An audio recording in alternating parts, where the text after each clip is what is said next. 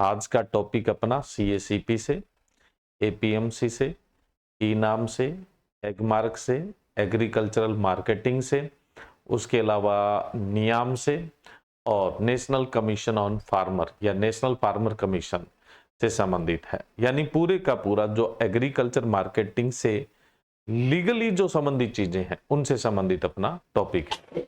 तो सबसे पहले अपने बात करते हैं सीएसीपी की। सबसे पहले जो अपने डिस्कस करते हैं वो सीएसीपी की।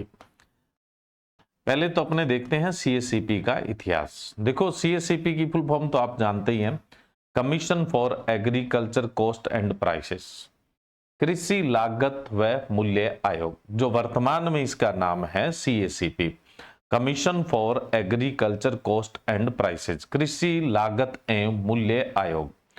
अब ये कौन से मंत्रालय के अंतर्गत आता है, कौन सी मिनिस्ट्री के अंतर्गत आता है? तो ministry of agriculture and farmer welfare, कृषि व किसान कल्याण मंत्रालय के अंतर्गत आता है। अब अपने चलते हैं इसकी हिस्ट्री में। देखो इसकी स्थापना हुई थी 1965 में, 1965 के अंदर हुई थी। अब देखो इसकी स्थापना जो हुई थी वहां पे किसकी रिकमेंडेशन थी, है ना, कब हुई थी और कौन सी कमेटी है उसकी सिफारिश थी और उसके अध्यक्ष कौन थे। देखो इसकी स्थापना हुई थी 1965 में, 1965 के अंदर। जब इसकी स्थापना हुई थी तब इसका नाम था कृषि मूल्य आयोग, है ना। Agricultural price commission. जब इसकी स्थापना हुई थी तब इसका नाम था एग्रीकल्चर प्राइस कमीशन, यानी एपीसी। जिस समय स्थापना हुई थी उस समय यह नाम था। इसकी स्थापना हुई थी खाद्यान्न मूल्य समिति की सिफारिश से। खाद्यान्न मूल्य समिति बोले तो आप इंग्लिश में इसे बोल देंगे food grain price committee. Food grain price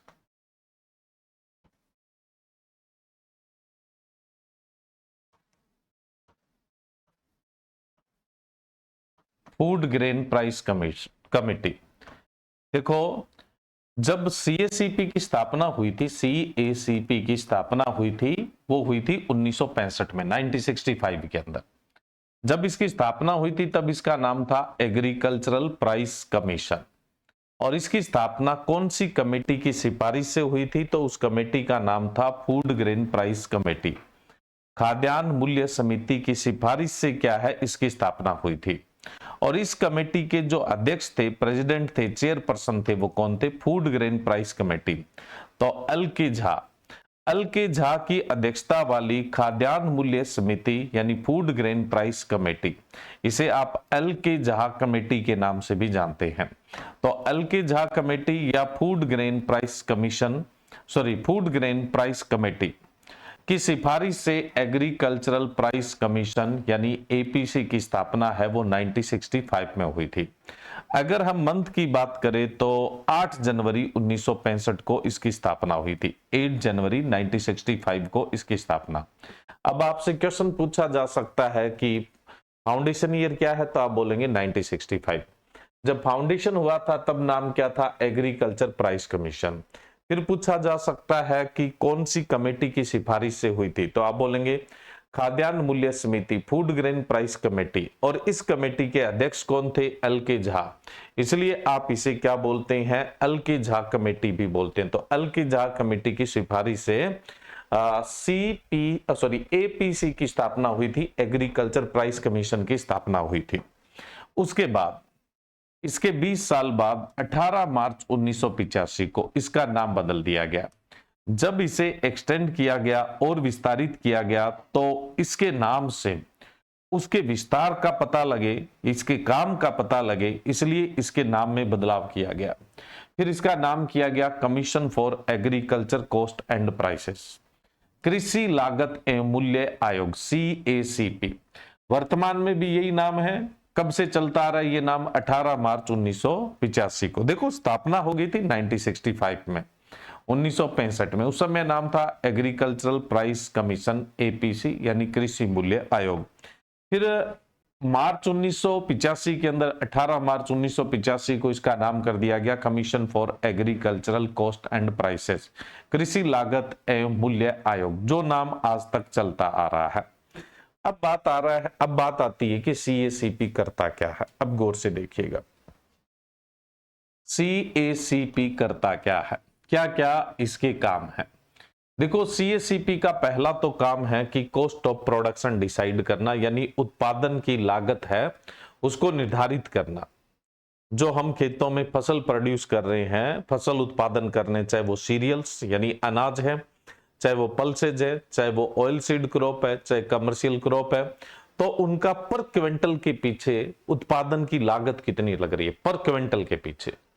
ये भी क्वेश्चन आ सकता है, ये जो कॉस्ट ऑफ प्रोडक्शन डिसाइड करता है, उत्पादन की जो लागत डिसाइड करता है, वो किस बेसिस होती है, पर हेक्टर होती है या पर क्विंटल। अब पर हेक्टर क्यों नहीं होती, क्योंकि देखो अलग अलग किसान क्या है, अलग अलग इनपुट्स देते हैं, तो जाहिर सी बात है कि पर हेक्टर की कॉस्ट में डिफरेंस आता है। पर क्विंटल प्रोडक्शन में क्या है, एक एवरेज निकाल दी जाती है, अभी पर क्विंटल प्रोडक्शन की लगभग इतनी कॉस्ट है वो जाती है। कल को आपसे पूछ ले कि सीएसीपी जो है, जो कॉस्ट ऑफ प्रोडक्शन डिसाइड करता है, वो पर हेक्टर है या पर क्विंटल है या पर एकड़ है, पूछने वाला कुछ भी पूछ सकता है। तो ये पर क्विंटल के हिसाब से कॉस्ट ऑफ प्रोडक्शन है वो डिसाइड करता है। तो ये क्या करता है, कॉस्ट ऑफ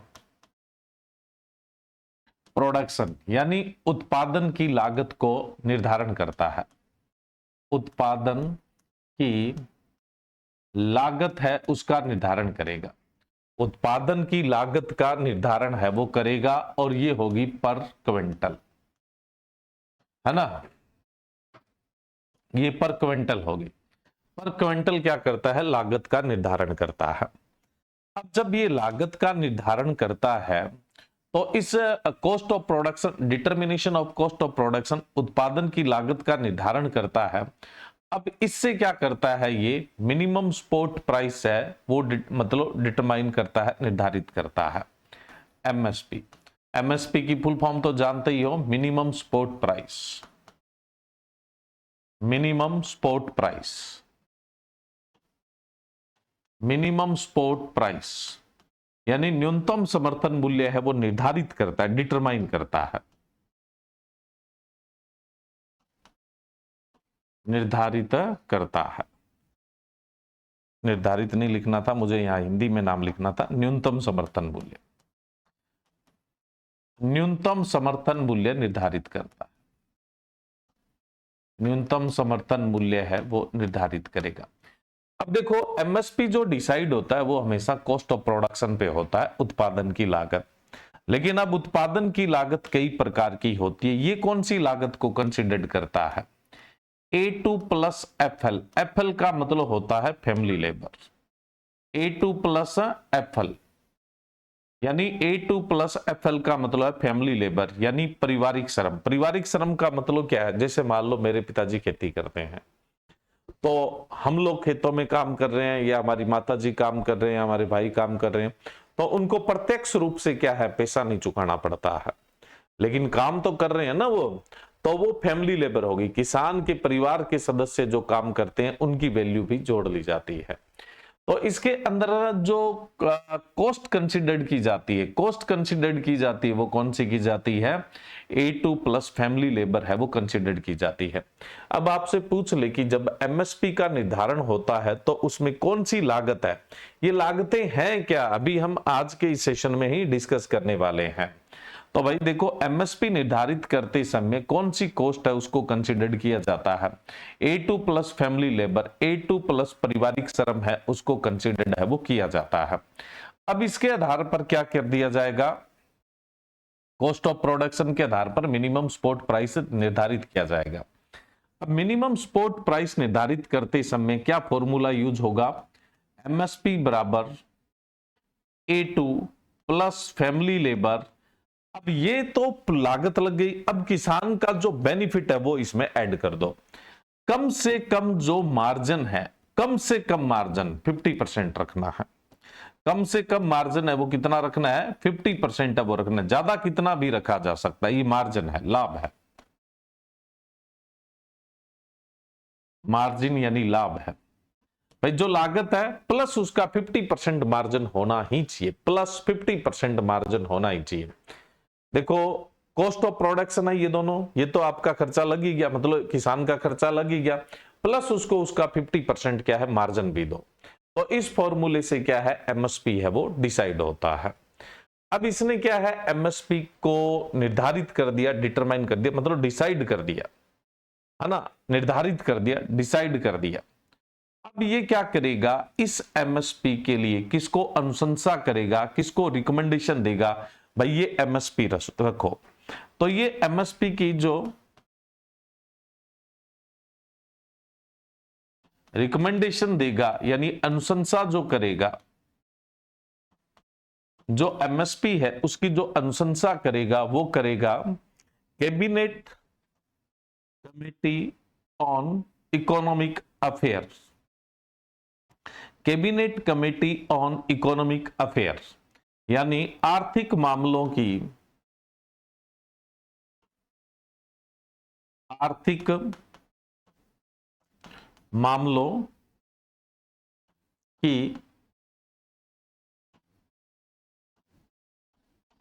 कैबिनेट समिति, जो आर्थिक मामलों की कैबिनेट समिति है यानी cabinet committee on economic affair जो है उसको ये अनुशंसा करेगा भाई आप एमएसपी ये रखो, ठीक है। और इसका जो चेयरपर्सन होता है, कैबिनेट कमेटी का जो चेयरपर्सन होता है वो हमेशा प्रधानमंत्री होता है।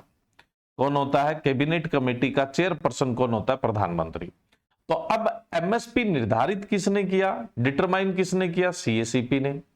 देखो सीएसीपी ने क्या किया, कॉस्ट ऑफ प्रोडक्शन है उसको निर्धारित किया, डिसाइड किया, कैलकुलेट किया। उसके अंदर A2 प्लस FL को इसने कंसिडर करते हुए एमएसपी भी निर्धारित किया। एमएसपी जो निर्धारित किया है, डिटरमाइन किया है, वो सीएसीपी ने किया है। एमएसपी जो डिटरमाइन किया है, निर्धारित जो किया है, निर्धारित जो डिटरमाइन किया है, यहां पे ध्यान रखिएगा, जो एमएसपी को डिटरमाइन किया है, निर्धारित किया, वो सीएसीपी ने ही किया, कैलकुलेट करके जो बताया है ना वो सीएसीपी ने ही।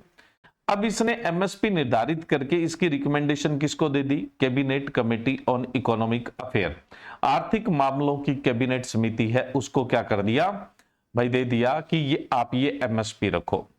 अब आपसे पूछ ले कि एमएसपी को फाइनलाइज कौन करता है, यानी फाइनल मोहर है वो कौन लगाता, ओके है। फाइनल जो मोहर है वो कौन लगाएगा कि ये ओके है, ये लगाएगा cabinet committee on economic affair. जो फाइनल मोहर लगाएगा, फाइनल मतलब ये ठीक है यही होना चाहिए, तो फाइनल मोहर लगाने का जो काम करेगा वो कौन करेगा, cabinet committee on economic affair है वो करेगा। अब फाइनलाइज हो गया। अब बात आती है घोषणा, अनाउंसमेंट। एमएसपी का जो अनाउंसमेंट है, एमएसपी अनाउंसमेंट जो है, एमएसपी जो अनाउंसमेंट है यानी एमएसपी की जो घोषणा है ना, एमएसपी की जो घोषणा है वो करेगा cabinet committee on economic affair का चेयरपर्सन यानी पीएम करेगा, प्रधानमंत्री करता है। अब यहां पे आप कंफ्यूज ना हो जाए, प्रधानमंत्री, cabinet committee on economic affair government of India, Bharat सरकार की आर्थिक मामलों की कैबिनेट समिति जो है, ये जो है ना ये भारत सरकार की है भाई, ये जो कैबिनेट कमेटी हम बात कर रहे हैं ये गवर्नमेंट ऑफ इंडिया की है, ठीक है। तो देखिए यहां पे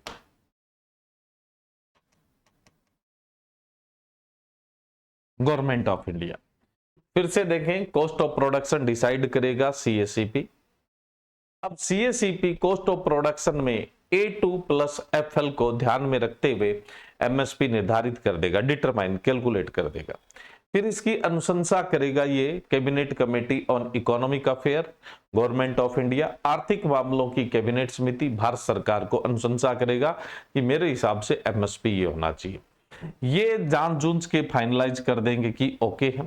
इसके बाद एमएसपी की जो घोषणा है, अनाउंसमेंट है, वो कौन करता है, cabinet committee on economic affair government of India, आर्थिक मामलों की कैबिनेट समिति, भारत सरकार का जो चेयरपर्सन है यानी प्रधानमंत्री है, वो क्या करेगा, एमएसपी की घोषणा है वो करेगा। तो अब क्या है जी, ये एमएसपी की घोषणा हो गई है। तो एमएसपी की घोषणा है वो इस प्रकार से की जाती है। अब आपके महज में ये चीज आ सकती है कि ये A2 कोस्ट क्या है। देखो, कोस्ट अकेली A2 नहीं है, A1 भी होती है, A2 भी होती है, B1 भी होती है, B2 भी होती है, C1, C2, C3, टोटल 7 प्रकार की कोस्ट होती है। उसके बारे में भी अभी आप लोगों को बता देते हैं। देखिए, कोस्ट जो है उसका कोड और उसमें क्या क्या चीजें आती है। कोस्ट और जिसका कोड है और उसमें क्या क्या आती है। जैसे मैं सबसे पहले बात करूं A1 कोस्ट। देखो, A1 कोस्ट के अंदर आती है हमेशा प्रत्यक्ष लागत, एक्सप्लिसिटी कोस्ट आती है। प्रत्यक्ष लागत या एक्सप्लिसिटी कोस्ट है वो आपकी आती है। प्रत्यक्ष लागत, पैसा देना पड़ रहा है, उसमें प्रत्यक्ष लागत आएगी। जिसमें पैसा चुकाना पड़ रहा है उसमें प्रत्यक्ष लागत आएगी। जैसे फैमिली लेबर का पैसा नहीं देना पड़ता है तो वो इसमें नहीं है, प्रत्यक्ष नहीं। आपका खुद का ट्रैक्टर है तो ट्रैक्टर का रेंट नहीं देना पड़ता है। आपकी खुद की जमीन है तो उसमें जमीन का क्या है, लीज भी नहीं देना पड़ता है। दूसरे की भी है तो वो तो एक ही बार लीज देते हो, साल में फसल 3 ले रहे हो तो हर बार थोड़ी दे रहे हो, तो वो भी प्रत्यक्ष में नहीं आती है। प्रत्यक्ष में यानी फसल उत्पादन में, फसल उत्पादन के लिए जो आपकी जेब से पैसा जा रहा है वो प्रत्यक्ष लागत है। जमीन का किराया छोड़ दो, अगर आपकी जमीन लीज पे है, पट्टे पे है, तो उसका किराया छोड़ दो, बाकी जो आपको अपनी जेब से चुकाना पड़ रहा है ना, वो A1 के अंदर ही आएगा। जैसे बीज ला रहे हो, खाद ला रहे हो, उर्वरक ला रहे हो, पेस्टिसाइड लेके आ रहे हो, लेबर है उसको ला रहे हो, या कोई ट्रैक्टर का ड्राइवर आपने रख रखा है, या आप बाहर से कोई बेल किराए पे लेके आ रहे हो, है ना, या कोई यंत्र किराए पे लेके आ रहे हो, या फिर आपके खेत में जो भी टैक्सेस लगते हैं, लगान वगैरह लगते हैं, तो वो सब चीजें किसके अंदर आ जाती है, प्रत्यक्ष लागत में आ जाती है। तो A1 कोस्ट का मतलब क्या है कि प्रत्यक्ष लागत आती है। प्रत्यक्ष लागत जैसे बीज यानी सीड है, फर्टिलाइजर उर्वरक है, कीटनाशक है, कीट लिखा हुआ है, कीटनाशक है, इरिगेशन सिंचाई है, किराए के मजदूर है, मशीनरी है, पशु है, कार्यशील पूंजी पर ब्याज है। कार्यशील पूंजी है ना, कार्यशील जो पूंजी होती है, कार्यशील पूंजी कौन सी होती है, जो आप फसल उत्पादन के लिए कोई भी, मतलब जैसे सीड वगैरह लगे लेने के लिए आपने किसी से उधारा पैसा लिया। जैसे किसान क्या करता है, बुआई से, बढ़िए से या केसीसी से पैसा उठाना स्टार्ट करता है, तो अब बीज की जो कीमत लग रही है तो वो तो लग ही रही है, लेकिन जो बीज लाने के लिए उसने उधारी ली थी तो उस पर क्या है, ब्याज भी तो लग रहा है, वो कार्यशील पूंजी है ना। मतलब किसान फसल की, मतलब फसल उत्पादन के लिए बुआई से लेकर, खेत की तैयारी से लेकर, फील्ड प्रिपरेशन से लेकर कटाई तक जो भी पैसा उधार लेता है वहां काम करने के लिए, अगर उस पर ब्याज लगता है तो वो ब्याज भी इसके अंदर है वो काउंट होगा, है ना। और उसके अलावा डिप्रिसिएशन जो मूल्यह्रास होता है, जैसे मशीनरी की घिसावट वगैरह है, मूल्यह्रास, डिप्रिसिएशन। भाई आप इस साल 10 लाख का ट्रैक्टर लेके आए हो तो अगले साल 10 लाख का थोड़ी बचेगा, उसका रेट तो कम हो जाएगा ना। तो डिप्रिसिएशन यानी मूल्यह्रास, ये सब कॉस्ट A1 के अंदर आ जाता है। अब आप सोचो कि इससे ज्यादा कुछ समझाया जा सके, तो इसमें कुछ समझाया नहीं जा सकता, ये याद करने वाली बात है। ये याद करने वाली, जो समझाने वाली है उसको मैं बार बार बोल के समझाने की कोशिश है वो कर रहा हूं। A2 क्या है, पट्टे की जमीन। पट्टे का मतलब होता है लीज, ठेका, है ना।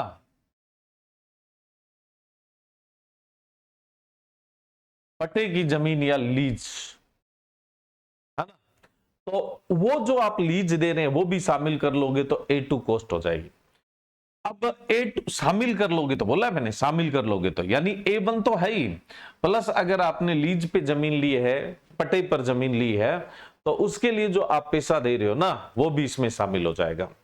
अब देखो, हम बात कर रहे थे कि एमएसपी में A2 कॉस्ट को कंसिडर किया जाता है, तो A2 समझ गए क्या है, प्लस फैमिली लेबर, परिवार के श्रम, जो कार्य परिवार के लोग कार्य करते हैं उनका भी अनुमानित पैसा लगा लो। भाई इतना काम कर रहे हैं, इतनी मजदूरी तो बनती है, अगर हम परिवार के सदस्य से नहीं करवाते, बाहर से मजदूर ला दे तो इतना खर्चा तो अपना लग ही जाता, समझ रहे हो। अब अपने बात करें B1 कॉस्ट। देखो B1 में क्या होता है, निश्चित पूंजी पर ब्याज, देखो जमीन पर ब्याज कभी नहीं जोड़ना है। अगर आप किसान परिवार से बिलोंग करते हैं तो अगर जमीन पे ब्याज जोड़ लोगे ना तो कभी खेती नहीं कर पाओगे, क्योंकि जमीन की कीमत बहुत होती है ना। फिर तो आप ये सोचोगे कि जमीन हमने रख क्यों रखी है, जमीन को बेच के बैंक में पैसा क्यों नहीं जमा करवा देते। भाई जमीन कभी कुछ खोती नहीं है, और प्लस उसका रेट बढ़ता रहता है और आपके नाम प्रॉपर्टी है, उसका कॉन्फिडेंस होता है। कोरोना जैसे काल में सब लोग घर में घुस जाते हैं, लेकिन फार्मर आनंद से खेतों में घूमते हैं, और वो भी बिना किसी चिंता के घूमते हैं। ये जमीन का महत्व होता है। पैसा जमा करवा दोगे तो कल को क्या है, मार्केट में नई गाड़ी आई, बोले चलो पैसा तो बैंक में बहुत पड़ा, थोड़ा सा निकाल के ले लेते, पैसा कम होता जाएगा, जमीन का रेट बढ़ता जाता है। तो आप ये कभी नहीं सोचो और जमीन तो इतने की और इतना ब्याज, नहीं, गलत। और कभी भी आप कॉस्ट ऑफ प्रोडक्शन निकाल रहे हैं तो जमीन की कीमत का ब्याज लगा दोगे तो मैं पक्का दावे के साथ कह रहा हूं कि आप लोग खेती नहीं कर पाएंगे। तो B1 जो है निश्चित पूंजी पर ब्याज है। जो फिक्स कैपिटल है, जो अचल पूंजी होती है फिक्स कैपिटल, उस पर जो भी आपकी अचल संपत्ति है, हमने कहा जो वर्किंग कैपिटल है, वर्किंग कैपिटल तो A1 के अंदर आ गया। कार्यशील पूंजी का मतलब होता है वर्किंग कैपिटल।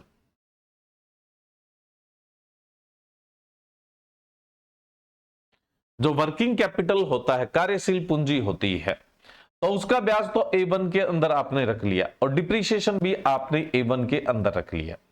डिप्रीशिएशन भी किस में रख लिया आपने, A1 के अंदर रख लिया। और वर्किंग कैपिटल पर इंटरेस्ट है वो भी आपने किस पे रख लिया, A1 के अंदर है वो रख लिया। B1 के अंदर आप क्या करेंगे, जो आपकी फिक्स कैपिटल है, कौन सी, फिक्स कैपिटल है ना, वो और इसमें जोड़ी जाती है। फिक्स कैपिटल का जो इंटरेस्ट है वो जोड़ा जाता है, लेकिन एक्सेप्शन लैंड, भूमि को छोड़कर, भूमि कभी भी शामिल है वो नहीं करनी है। A1 प्लस अपनी अचल पूंजी या फिक्स कैपिटल, जैसे ट्रैक्टर, ट्यूबवेल वगैरह है ना, तो उन पर जो एक एस्टिमेटेड इंटरेस्ट होता है, अनुमानित ब्याज है, वो जोड़ लेंगे। B1 में ध्यान दीजिएगा A1 प्लस है, A2 नहीं है, A1 प्लस है, इस चीज का ध्यान रखिएगा, A1 प्लस है। क्योंकि अगर आपकी खुद की भूमि है तब की बात चल रही है ये। B2 पे अपने चलें तो B2 क्या है, जमीन के किराए सहित पूंजी लागत। अरे भाई देखो B2 के अंदर हम क्या करेंगे, B1 तो रखेंगे ही, B2 के अंदर B1 तो रखेंगे ही, B1 प्लस आपकी खुद की जमीन का रेंट जोड़ लो, लीज जोड़ लो, ठेका जोड़ लो, बस इंटरेस्ट नहीं जोड़ना है। इंटरेस्ट जोड़ने के बाद तो खेती ही नहीं कर पाओगे, दावे के साथ कहता हूं मैं, है ना। तो अब देखो B1 के साथ आप क्या करें, अपनी जमीन का अनुमानित किराया है ना, एस्टिमेटेड जो रेंट है वो जोड़ दे, तो वो क्या हो जाएगा B2। B1 प्लस आपकी खुद की जमीन का एस्टिमेटेड जो रेंट बनता है वो जोड़ लीजिए। फिर आती है C1 कॉस्ट। देखो C1 कॉस्ट में क्या होता है, B1 आप निकाल चुके हैं, B1 प्लस फैमिली लेबर जोड़ लो, B1 प्लस फैमिली लेबर है वो जोड़ लो, B1 प्लस फैमिली लेबर, तो C1 हो जाएगा। और C2 क्या है, C2 में बस इतना ही फर्क है कि आप B2 जोड़ लो। अब देखो B1 के अंदर क्या था, B1 के अंदर क्या था, B1 में आप अपनी जमीन का रेंट नहीं जोड़ रहे थे, B1 में आप अपनी जमीन का रेंट नहीं जोड़ रहे थे, तो B1 प्लस फैमिली लेबर जोड़ रहे हो ना, तो C1 है। B1 प्लस फैमिली लेबर है तो C1 है। और B2 है, B2 में क्या है, आप अपनी जमीन का रेंट भी जोड़ोगे प्लस फैमिली लेबर भी जोड़ोगे, यानी B2 प्लस फैमिली लेबर जोड़ लोगे तो C2 हो जाती है। याद करना पड़ता है इसको। अब बात आती है C3। देखो C3 क्या है, C2 तो है ही, C3 में C2 तो शामिल है ही। C2 के बाद अब C2 जितनी आती है ना, उस पर उसका 10% है वो लगभग मैनेजमेंट पे आता है, तो मैनेजमेंट कॉस्ट भी जोड़ो। भाई देखो C3 है, उसमें C2 प्लस मैनेजमेंट कॉस्ट। अब मैनेजमेंट कॉस्ट कितनी मानी जाती है, C2 कॉस्ट का 10% मानी जाती है। जितनी C2 आई प्लस उसका क्या है 10% है वो माना जाता है। तो आप C2 प्लस 10% कर देंगे तो वो C3 आ जाएगा। आपसे पूछ ले C3 में क्या शामिल किया जाता है? मैनेजमेंट कॉस्ट को शामिल की जाती है। किसको शामिल किया जाता है? मैनेजमेंट कॉस्ट है उसको शामिल किया जाता है, यानी जो प्रबंधन लागत है उसको शामिल है वो किया जाता है। तो अब आपके दिमाग में कॉस्ट वाली बात नहीं आनी चाहिए कि कॉस्ट के लिए क्या है। अब देखो एमएसपी, अभी कोई नियर फ्यूचर एग्जाम देने वाला है तो उनसे एमएसपी कौन सा पूछा जाएगा? आज क्या तारीख है? आज तारीख है आपकी 24 मई। अभी जो रबी की फसलें हैं उनका मार्केट में क्या है? आवक है, यानी बाजार में बिक रही है ना भाई। अभी जो रबी की फसलें हैं वो आपकी मार्केट में बिक रही है। खरीफ की फसलें हैं, अभी सॉविंग का टाइम आएगा। तो सबसे पहली चीज तो ये होता है कि एमएसपी डिसाइड कब होता है? एमएसपी डिसाइड होता है आप क्रॉप की सॉविंग करते हैं, फसल की बुआई करते हैं उससे पहले। अब आप ये सोचे कि यार बेचने के समय हमें तो जरूरत है एमएसपी की, तो ये सॉविंग से पहले क्यों अनाउंस किया जाता है, घोषणा क्यों की जाती है? ताकि किसान एमएसपी के अनुसार अपनी क्रॉप प्लानिंग, फसल योजना बना सके कि उसे कौन सी फसल की बुआई है वो करनी है। इसलिए एमएसपी हमेशा ही क्रॉप सॉविंग से पहले होता है, यानी कहने का मतलब फसल की बुआई से पहले ही एमएसपी है वो निर्धारित होता है। ठीक है। अब नियर फ्यूचर अगर किसी का एग्जाम है तो उनके लिए जो एमएसपी काम आएगा वो एमएसपी काम आएगा 2026-27 का जो अनाउंस हुआ है। अभी जो रबी की फसल आपकी कट गई और उसकी बिकावली चल रही है मार्केट में, यानी आवक है मार्केट में, तो वो 26-27 में काउंट होगी। उसके पीछे कारण क्या है? क्योंकि 1 अप्रैल से आपका इकोनॉमिक ईयर है वो स्टार्ट हो जाता है ना। तो 26-27 हो गया ना, तो 2026-27 का इसको कंसिडर किया जाएगा। तो अभी मैं आपको बता देता हूं कि जो रबी की फसलें हैं, यहां एक कई सारे क्वेश्चन अभी बहुत और भी क्लियर करने हैं आपके। रबी की 6 फसलों के लिए है ना, रबी की 6 फसलों के लिए और खरीफ की 14 फसलों के लिए एमएसपी डिसाइड होता है। रबी की तो कितनी फसलों के लिए? 6 फसलों के लिए, और खरीफ की 14 फसलों के लिए एमएसपी डिसाइड होता है सीजनल अगर हम बात करें तो। वैसे तो ऑल ओवर क्या है जी? ऑल ओवर 23 फसलों पर एमएसपी होता है, जिसमें से 22 के लिए एमएसपी बोला जाता है, एक के लिए फेयर एंड रेम्युनरेटिव प्राइस बोला जाता है। तो सीएसीपी हर साल 22 फसलों पर एमएसपी और एक फसल पे फेयर एंड रेम्युनरेटिव प्राइस। अब एफआरपी आप अच्छी तरह से जानते हैं किसके लिए डिसाइड होता है? गन्ना के लिए। तो गन्ना का जो एमएसपी है उसको तो एफआरपी बोला जाता है। तो 22 फसलों के लिए एमएसपी और एक फसल के लिए क्या होता है? एफआरपी, यानी फेयर एंड रेम्युनरेटिव प्राइस। अब वो 22 फसलें कौन कौन सी है? देखो, अनाज वाली तो है जी 7 आपकी। पेडी यानी धान, व्हीट यानी गेहूं, मेज यानी मक्का, ज्वार यानी सोरगम, बाजरा है ना, पियर मिल्ट जिसको बोलते हैं, बार्ले यानी जौ, और रागी जिसको आप फिंगर मिलेट। इन 5 ही अनाजों पर सात, इन 7 ही अनाजों पर आपका एमएसपी है। पल्सेज में, दलहन में बात करें तो 5 दालों पे, ग्राम यानी चना, रेड ग्राम अरहर या तुअर या पिजन पी, तीसरा मूंग, ग्रीन ग्राम बोल देते हैं, चौथा उड़द है ना, और उड़द बोले तो ब्लैक ग्राम को बोल देते हैं, उड़द बोले तो ब्लैक ग्राम, और 5वां मसूर बोले तो लेंटिल। तो 5 दालों पे यानी 5 पल्सेज पे क्या है? एमएसपी है वो अनाउंस होता है। 7 और 5 12 हो गए। उसके बाद हम बात करें 7 ऑयल सीड क्रॉप पर, 7 तिलहनी फसलें कौन कौन सी? मूंगफली यानी ग्राउंडनट, सरसों और तोरैया यानी रैपसीड मस्टर्ड, सोयाबीन, तिल यानी सेसम, सूरजमुखी यानी सनफ्लावर, कुसुम यानी सेफ्लावर, और नाइजर जिसको आप रामतिल भी बोलते हैं। तो 7 ऑयल सीड क्रॉप है ना, 7 अनाज, 7 ऑयल सीड 14, 5 पल्सेज 19 और 4 कमर्शियल क्रॉप व्यापारिक फसलें, या जिन्हें आप वाणिज्य फसलें बोलते हैं, जैसे गन्ना। गन्ने के लिए स्पेशली मैंने बोल दिया एफआरपी होता है। उसके अलावा कॉटन यानी कपास, जूट और कोपरा। कोपरा बोले तो जो ड्राई कोकोनट होता है उसको अपने क्या बोलते हैं, कोपरा। तो देखो 7, 5, 12, 7, 19 और 4, 23, 23 फसलें हैं जिनमें से 22 के लिए एमएसपी है और शुगर केन के लिए क्या है, एफआरपी है। ठीक है। अब देखो अगर हम सीजन के आधार पे बात करें तो रबी की 6 और खरीफ की 14 फसलों के लिए एमएसपी है वो निर्धारित होता है। आज के टाइम में सीधा आप लोगों से एमएसपी का ही क्वेश्चन पूछे, ये कोई जरूरी नहीं है। अब एमएसपी की बात करें तो जी 2026-27 के लिए गेहूं का एमएसपी था 2585 और इसकी कॉस्ट ऑफ प्रोडक्शन पर क्विंटल थी, प्रति क्विंटल इसकी जो उत्पादन की लागत है वो 1239 रुपए और ये इस पर 109% मार्जिन दिया गया। भाई मिनिमम मार्जिन कितना देना है, 50 देना है, 50 से ऊपर जितना मर्जी दो, अच्छी बात है ना। तो 109% मार्जिन दिया जाता है ना। तो 109% मार्जिन देने पर ये 2585 की है। अब 2025-26 में इसका जो भी एमएसपी था वो तो हमें याद रखने की जरूरत नहीं है, लेकिन ये पूछा जा सकता है कि 25-26 की तुलना में 26-27 में कितना बढ़ाया गया था, 160 रुपए है वो बढ़ाया गया। नेक्स्ट है जी बार्ले। बार्ले बोले तो जो का एमएसपी है 2150 और कॉस्ट ऑफ प्रोडक्शन है पर क्विंटल की 1361 रुपए।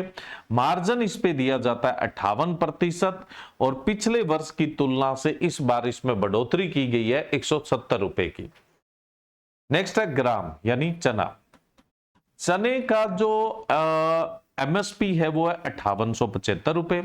कॉस्ट ऑफ जो प्रोडक्शन है, उत्पादन की जो लागत है वो है 3699 रुपए और इसमें जो मार्जिन दिया गया है वो 59% दिया गया है और पिछले साल की तुलना में अब जो बढ़ोतरी की गई है वो 225 रुपए की बढ़ोतरी है वो दी गई है। उसके बाद हम बात करें लेंटिल यानी मसूर। मसूर का एमएसपी है जी 7000 रुपए। कितना है, 7000 रुपए और कॉस्ट ऑफ प्रोडक्शन कितनी है, 3705 रुपए और मार्जिन 89% दिया गया है और बढ़ोतरी जो की गई है वो 300 रुपए की बढ़ोतरी है वो की गई है। रेपसीड मस्टर्ड यानी सरसों और तोरैया, प्राइस है इसका एमएसपी जो है वो 6200 रुपए, कॉस्ट ऑफ प्रोडक्शन है 3210 रुपए, मार्जिन है 93%, 93% और पिछले वर्ष की तुलना से कितना इंक्रीमेंट है, 250 रुपए। से फ्लावर बोले तो कुसुम। कुसुम का प्राइस एमएसपी जो है वो 6540, कॉस्ट ऑफ प्रोडक्शन पर क्विंटल की है 4360 रुपए, मार्जिन पूरा 50 है और इंक्रीमेंट है वो 600 रुपए है। अब क्वेश्चन ये पूछा जा सकता है कि रबी की फसलों में सबसे ज्यादा मार्जिन है वो किस पे दिया जाता है, गेहूं पे दिया जाता है 109%। और ये पूछ ले कि पिछले साल के कंपैरिजन यानी 25-26 की कंपैरिजन में 26-27 में सबसे ज्यादा जो वो बढ़ोतरी की गई है, इंक्रीमेंट लगाया गया है वो किस में लगाया गया है, सेब फ्लावर कुसुम में लगाया गया है 600 रुपए। अब जैसे पिछले साल एक एग्जाम हुआ था यूपीटीए का, तो उस टीए के एग्जाम में क्वेश्चन यही था कि इंक्रीमेंट पूछा गया था कि कौन सी फसल के एमएसपी में सबसे ज्यादा इंक्रीमेंट है वो लगा है, कौन सी फसल के एमएसपी में सबसे ज्यादा इंक्रीमेंट है वो लगा है, सबसे ज्यादा जो बढ़ोतरी है वो हुई है। तो सेब फ्लावर के अंदर है वो सबसे ज्यादा, कुसुम के अंदर है वो सबसे ज्यादा बढ़ोतरी हुई है। कितने की बढ़ोतरी हुई है, 600 रुपए की बढ़ोतरी है वो हुई है। अब देखो यहां पे जो गन्ने का एफआरपी है, फेयर एंड रेम्यूनरेटिव प्राइस है, गन्ने का जो एफआरपी है, फेयर एंड रेम्यूनरेटिव प्राइस जो है, ये डिसाइड होता है पूरे एक साल के लिए, पूरे एक साल के लिए। जैसे मैं बात करूं 2026-27 का जो है, ये होता है 1 अक्टूबर से लेकर 30 सितंबर तक का होता है। अब एफआरपी जो है ना वो है 365 रुपए, अभी जो डिसाइड है ना वो 365 रुपए पर क्विंटल है। अब इसमें क्या करती है स्टेट गवर्नमेंट है वो कुछ एडिशनल अपनी तरफ से इंक्रीमेंट कर देती है। जैसे भारत में गन्ने का सबसे बड़ा उत्पादक जो स्टेट है वो है अपना प्रोड्यूसर स्टेट है वो उत्तर प्रदेश है। तो उत्तर प्रदेश की राज्य सरकार इसमें 35 रुपए एडिशनल देती है ना। तो उत्तर प्रदेश में अभी जो एफआरपी मिलता है वो कितना मिलता है, 400 रुपए पर क्विंटल मिलता है। तो ये स्टेट गवर्नमेंट का रोल है जी। ये किसका रोल है, स्टेट गवर्नमेंट का है। जो अपनी सेंट्रल गवर्नमेंट है उसने तो कितना डिसाइड कर रखा है, 365 रुपए पर क्विंटल है वो डिसाइड कर रखा है। कितना डिसाइड कर रखा है, 365 रुपए है वो डिसाइड कर रखा है। क्लियर है स्टूडेंट, यहाँ पे तो 365 रुपए है।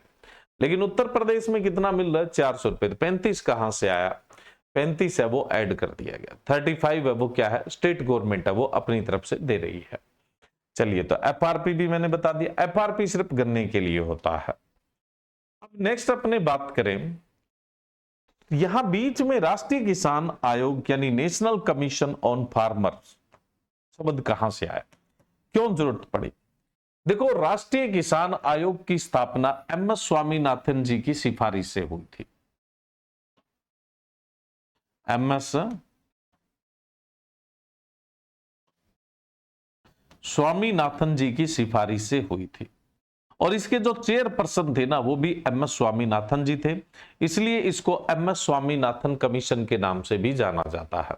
इसलिए इसे एमएस स्वामीनाथन कमीशन के रूप में भी जाना जाता है। बात है कि आवश्यकता क्यों पड़ी, नेशनल कमीशन ऑन फार्मर की आवश्यकता क्यों पड़ी। देखो जी, सन 2000 के आसपास मानसून की एबनॉर्मलिटीज, असामान्य स्थिति के कारण, अकाल पड़ने के कारण, बहुत सारे किसानों पर कर्जा होने के कारण बहुत सारे किसानों ने सुसाइड, आत्महत्या की, जो देश के लिए अपने आप में क्या था, एक बड़ा संकट था। तो उसी चीज से निपटने के लिए क्या है, सरकार ने नेशनल कमीशन ऑन फार्मर बनाने का सोचा और इसकी जो रिकमेंडेशन दी थी वो लीजेंड एमएस स्वामीनाथन जी ने ही दी थी। एमएस स्वामीनाथन जी की अध्यक्षता के अंदर नेशनल कमीशन ऑन फार्मर जो है वो 18 नवंबर 2004 में 18 नवंबर 2004 के अंदर गठित हुआ, सेटअप जो हुआ इसका 18 नवंबर 2004 को, है ना। भारत सरकार की तरफ से आधिकारिक रूप से इसका जो सेटअप है, मतलब कहने का मतलब गठन है, वो हुआ 18 नवंबर 2004 को। अब देखो, इसकी 5 रिपोर्ट आई बड़ी जल्दी एमएस स्वामीनाथन जी और उनकी टीम ने काम करते हुए क्या है, इसकी 5 रिपोर्ट है वो जारी की। कौन सी रिपोर्ट में क्या था और ये रिपोर्ट है वो कब आई, तब हमें पता लगेगा कि हम एमएसपी के साथ है वो नेशनल फार्मर कमीशन का जिक्र क्यों कर रहे हैं। इससे पहले मैं आपको एक बता देता हूं, कई बार बच्चा कंफ्यूज हो जाता है, फिर बोलता है सर आपने यही पढ़ाया। नेशनल कमीशन ऑन एग्रीकल्चर,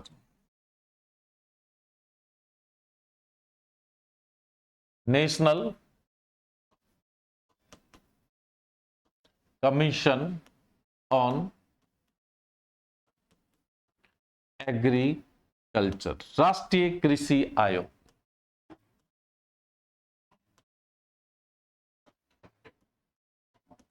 राष्ट्रीय कृषि आयोग एक अलग चीज थी भाई, राष्ट्रीय कृषि आयोग एक अलग चीज थी। आप नेशनल फार्मर कमीशन के साथ इसको जोड़ देते हैं। तो भाई जो नेशनल कमीशन ऑन एग्रीकल्चर राष्ट्रीय कृषि आयोग है ना, इसका सेटअप 1970 में हुआ था, है ना। और इसकी जो पहली रिपोर्ट है या इसकी जो रिपोर्ट है वो 1976 के अंदर आई थी, 1976 के अंदर है वो आई थी। तो वो तो अलग है, वो तो अपने आप में क्या है, अलग है जी, ठीक है, वो तो अपने आप में अलग है। उसको और इसको एक मत समझ लेना। कई बार एग्जाम में क्वेश्चन आता है नेशनल कमीशन ऑन एग्रीकल्चर, तो आप तुरंत क्या है 2004 कर देते हैं बिना किसी सोचे समझे, ठीक है। अब देखो जी, मैंने कहा एमएस स्वामीनाथन जी ने बड़े तेजी से काम करते हुए क्या है, इसकी 5 रिपोर्ट है वो बैक टू बैक जारी की। हर एक रिपोर्ट अपने लिए महत्वपूर्ण थी। पहली रिपोर्ट आई थी 29 दिसंबर 2004 को, 29 दिसंबर 2004 को पहली रिपोर्ट आई थी। इस रिपोर्ट में क्या था, serving farmer and serving farming, serving farmer and saving serving farmer and saving farming, serving farmers and saving farming, है ना, इसका टाइटल था। इस रिपोर्ट में दिसंबर 2004 में आई विनाशकारी सुनामी से प्रभावित तटीय किसानों और मछुआरों के पुनर्वास पर विशेष ध्यान जोड़ा गया था। देखो, दिसंबर 2004 में सुनामी आई, साउथ ईस्ट वाला जो आपका बे ऑफ बंगाल वाला एरिया है, उस तरफ क्या सुनामी आई। उस सुनामी से क्या है, जो कोस्टल बेल्ट पे यानी समुद्र तट पे किसान थे वो बहुत प्रभावित हुए, उनके घर खाली करवाए गए, है ना, आर्थिक नुकसान, कुछ जानमाल का भी नुकसान, और मछुआरों को सबसे बड़ा नुकसान हुआ। तो उनके रिहेबिलिटेशन पे, पुनर्वास पे क्या है, मतलब इस पर विशेष फोकस था, और इसका टाइटल था serving farmers and saving farming, serving farmers and saving farming. दूसरी रिपोर्ट आई 11 अगस्त 2005 को, है ना, 11 अगस्त 2005 को। कृषि प्रणालियों में उत्पादकता, लाभप्रदता और स्थिरता बढ़ाना। जो एग्रीकल्चर सिस्टम है उसमें प्रोडक्टिविटी, प्रॉफिटेबिलिटी और सस्टेनेबिलिटी को बढ़ाने पर जोर दिया गया था। फिर तीसरी रिपोर्ट आई 29 दिसंबर 2005, 29 दिसंबर 2005 को।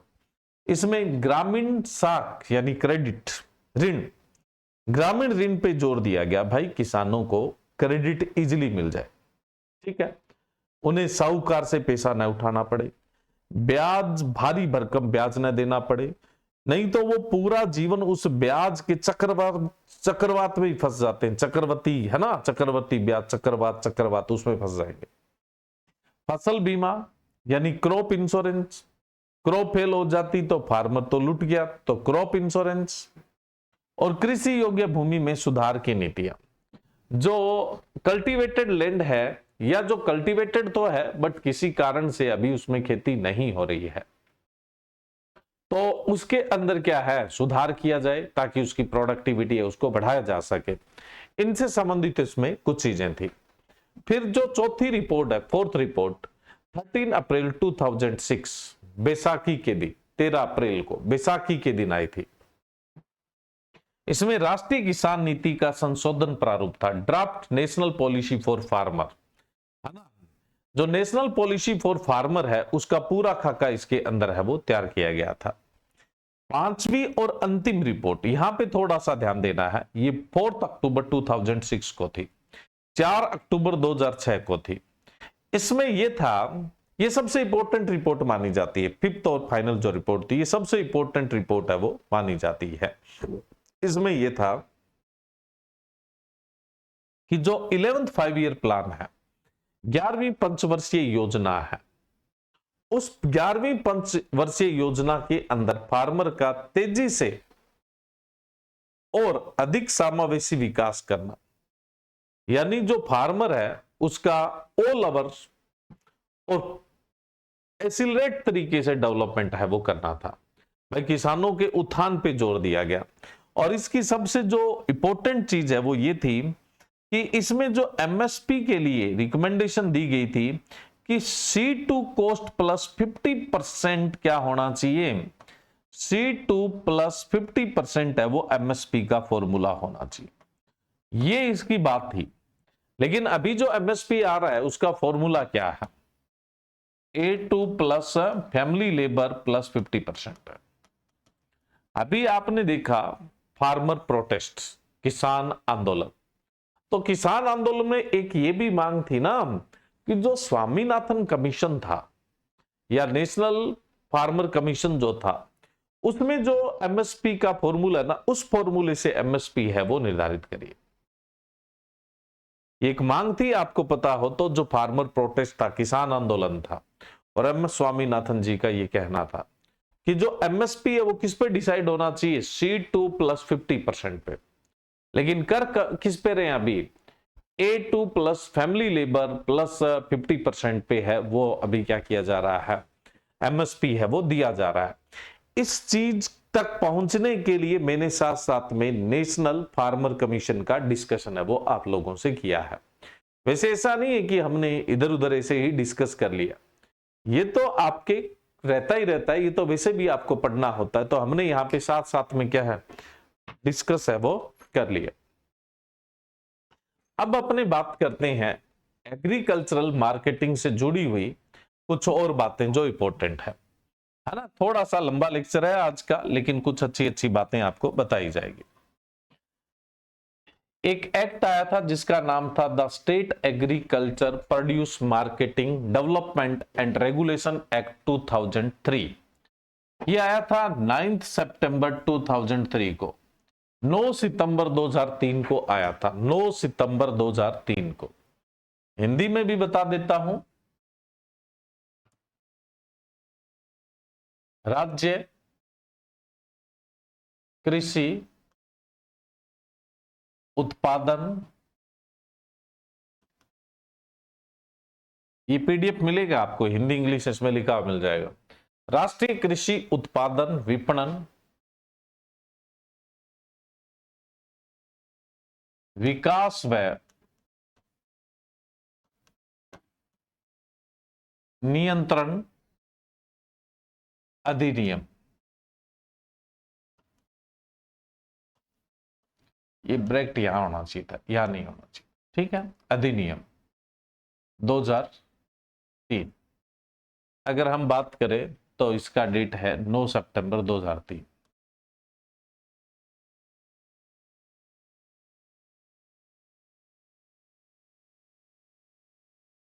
है ना, क्या था एक्ट, बात करते हैं अभी। इसे बाद में अपने क्या बोला गया, मॉडल एपीएमसी एक्ट बोला गया। क्या बोला गया, मॉडल एपीएमसी एक्ट है वो बोला गया, मॉडल एपीएमसी अधिनियम, है ना। मॉडल एपीएमसी अधिनियम 2003 बोला गया। अब एपीएमसी की फुल फॉर्म क्या होती है, agricultural produce marketing committee. APMC की फुल फॉर्म क्या है,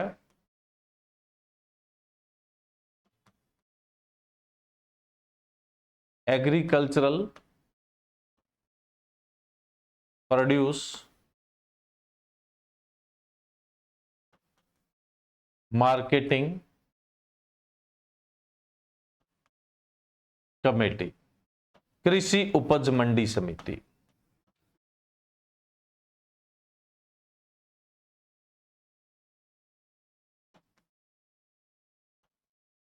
कृषि उपज मंडी समिति इसका फुल फॉर्म है।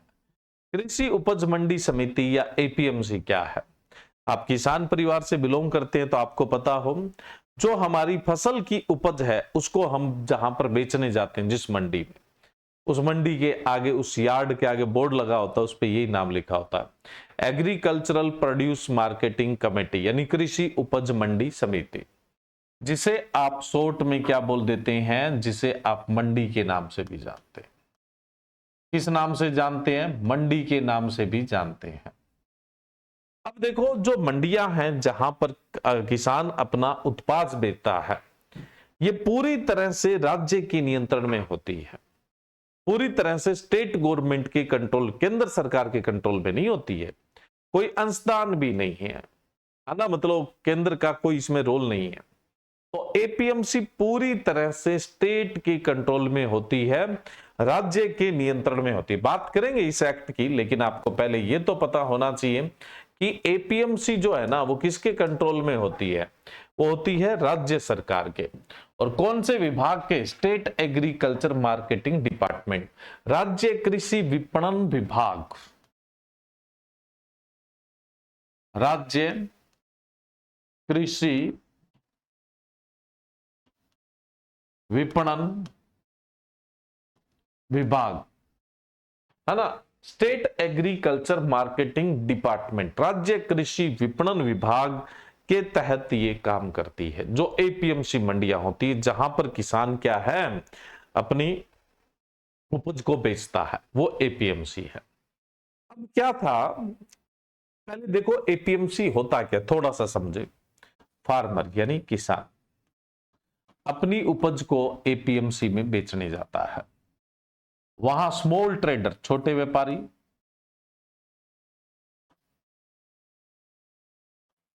आड़तीय जिनको बोलते हैं, लार्ज ट्रेडर बड़े व्यापारी,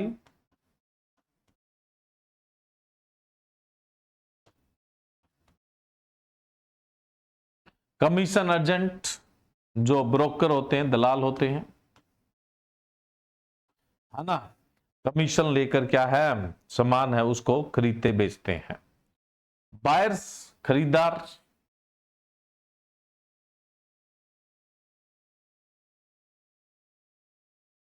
खरीदार भी होते हैं, है ना, जिनको आप एक तरह से होलसेलर मान सकते हो।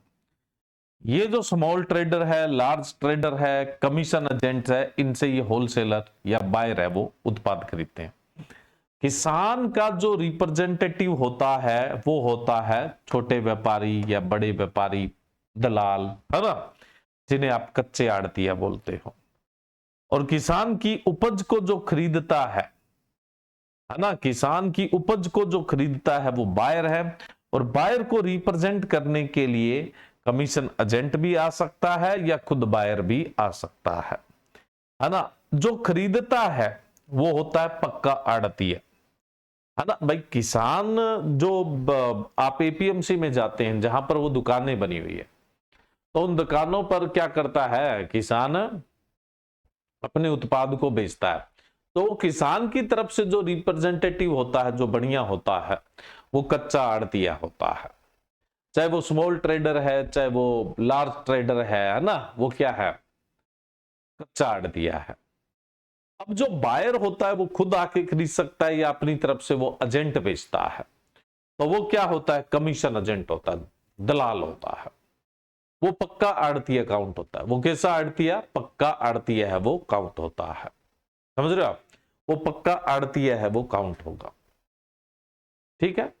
कोई एक ट्रेडर है वो कच्चा आड़ती और पक्का आड़ती दोनों ही काम करता है, कर सकता है, करते ही है, फर्म अलग अलग बना के करते ही है। अब जो बायर है वो क्या करेगा, इसे प्रोसेस करके या सीधा ही फिर आगे वापस सेल करेगा ना। अभी कोई भी प्रोसेस साफ सुफ करना है, उसको ग्रेडिंग करनी है, सॉर्टिंग करनी है या उसको प्रोसेस करना है, फिर वो क्या करेगा, आगे बेचेगा। होलसेलर किसको बेचेगा, रिटेलर को बेचेगा। ये जो बायर है वो यहां प्रोसेस करेगा। ये बायर होलसेलर है, ये क्या करेगा, प्रोसेस करेगा। बस जैसे गेहूं है तो वो हो सकता है गेहूं को क्या करे, साफ करे, ग्रेड करे, पैकिंग करे बढ़िया।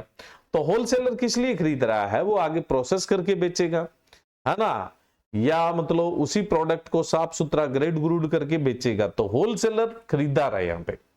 वो यहां से क्यों खरीद के ले जा रहा है, रिटेलर को बेचने के लिए। तो रिटेलर आपका एपीएमसी से बाहर है, ध्यान रखना है, एपीएमसी से बाहर है। रिटेलर कभी भी एपीएमसी का हिस्सा नहीं है। तो किसान है वो अपनी उपज यहां बेचता है, तो किसान किसका, एपीएमसी का हिस्सा है। ट्रेडर्स है वो एपीएमसी के हिस्से हैं, कमीशन एजेंट है वो एपीएमसी के हिस्से हैं, खरीदार है वो एपीएमसी के हिस्से हैं। ये खरीदार क्या करता है, उत्पाद को प्रोसेस करेगा, ग्रेड करेगा, सॉर्ट करेगा, है ना। तो ग्रेड सॉर्ट करके क्या करेगा, बेच देगा आगे।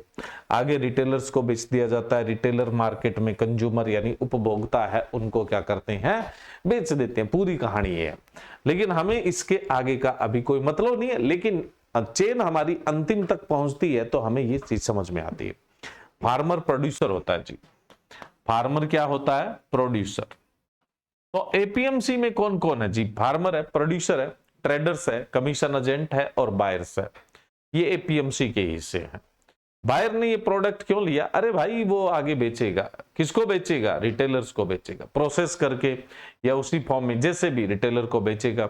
और रिटेलर आगे वापस किसको बेचेगा, कंज्यूमर्स है उनको बेचने का काम करेगा। ठीक है। तो यहां तक की अपने अभी बात हुई।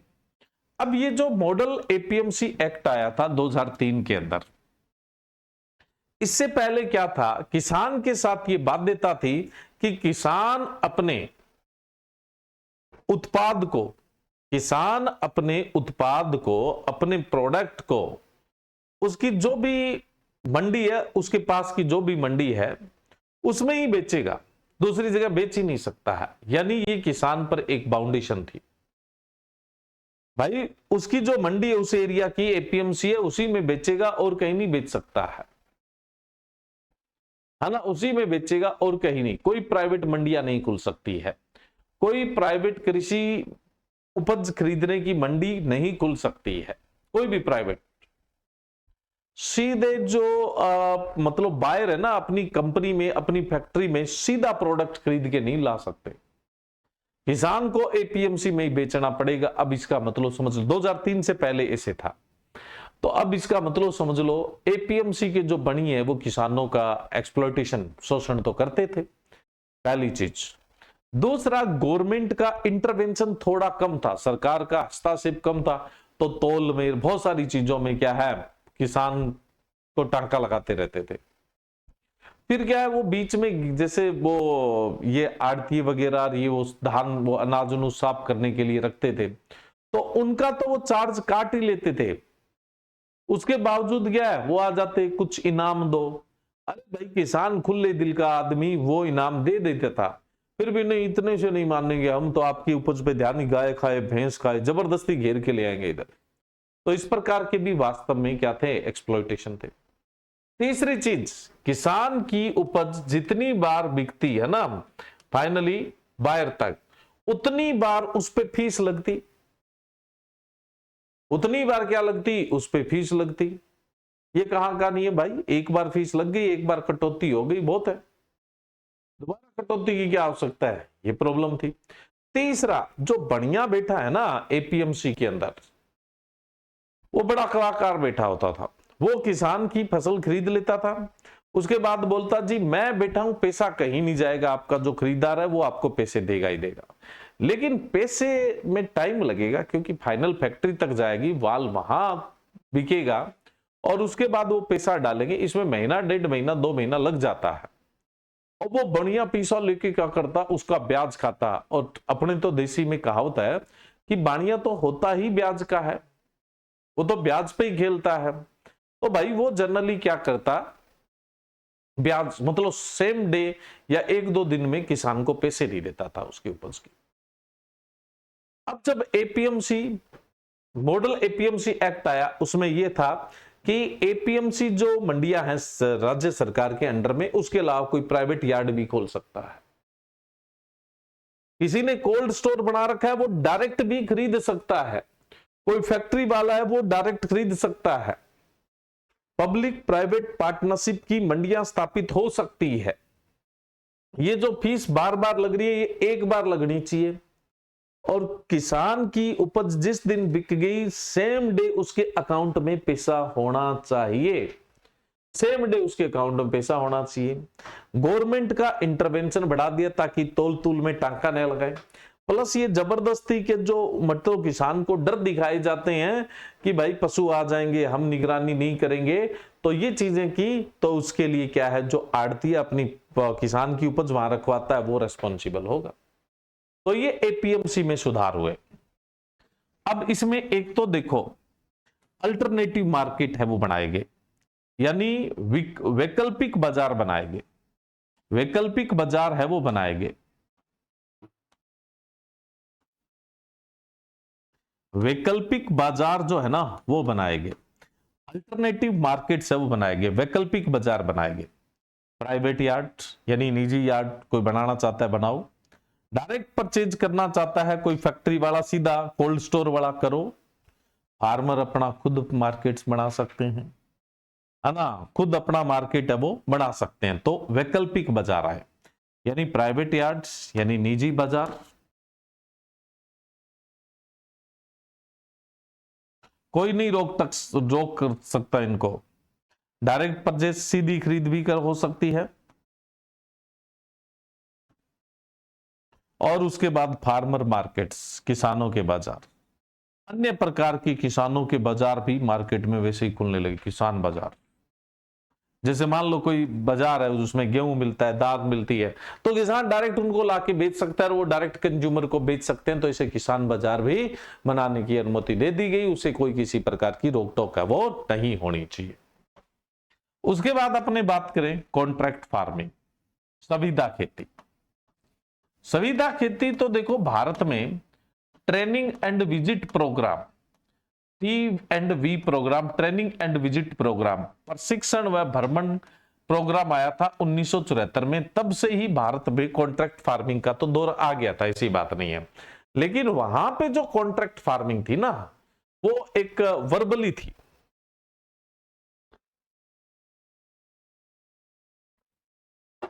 देखो,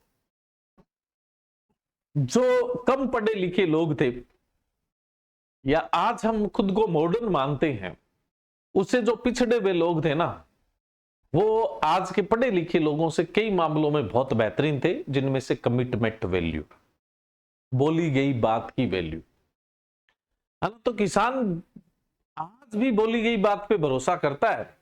बाजार में एक आप दुकान किराए की ले लो, जिसकी कीमत मान लो 50 लाख ही हो, दुकान की कीमत 50 लाख ही हो मान लो, किराए पे ले लो, रेंट एग्रीमेंट लिखेगा बंदा, नो डाउट अच्छी बात है लिखना, लीगली सिक्योरिटी है। किसान के पास एक मरबा जमीन है जिसकी कीमत 3 करोड़ है, वो लीज पे बिना किसी रिटर्न के, सिर्फ वर्बली क्या है, लीज पे दे देता है, दे देता है ना। अपने गांव में होता है या ऐसा नहीं होता है?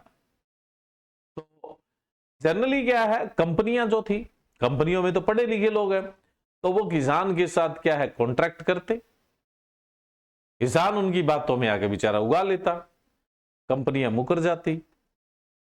तो झूठ कौन बोलता? पढ़े लिखे चलाक हो जाते ना, पढ़े लिखे, अपने पढ़े लिखे हैं, अपने पेरेंट्स से ज्यादा चलाक हो गए हैं। तो भाई ये समस्या थी, किसान तो मान लेता था, लेकिन क्या है, कंपनियां उन्हें घाटा देकर चली जाती थी। जैसे कई कंपनियां आई बड़े प्लान के साथ, बड़े प्लान के साथ आई, जैसे फिग का प्लांटेशन करवाया, अंजीर का,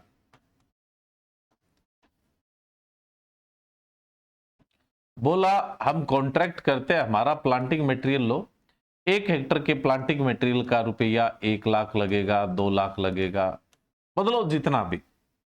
अब किसान सोचता है यार 1 लाख बहुत है, प्लस उन्हें कहते हैं हम लिख के देते हैं,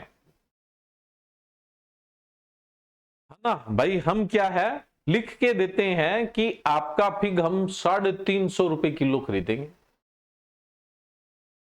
तो एक गांव में भाई इतना महंगा प्लांटेशन 1-2 लोग ही करवाते हैं।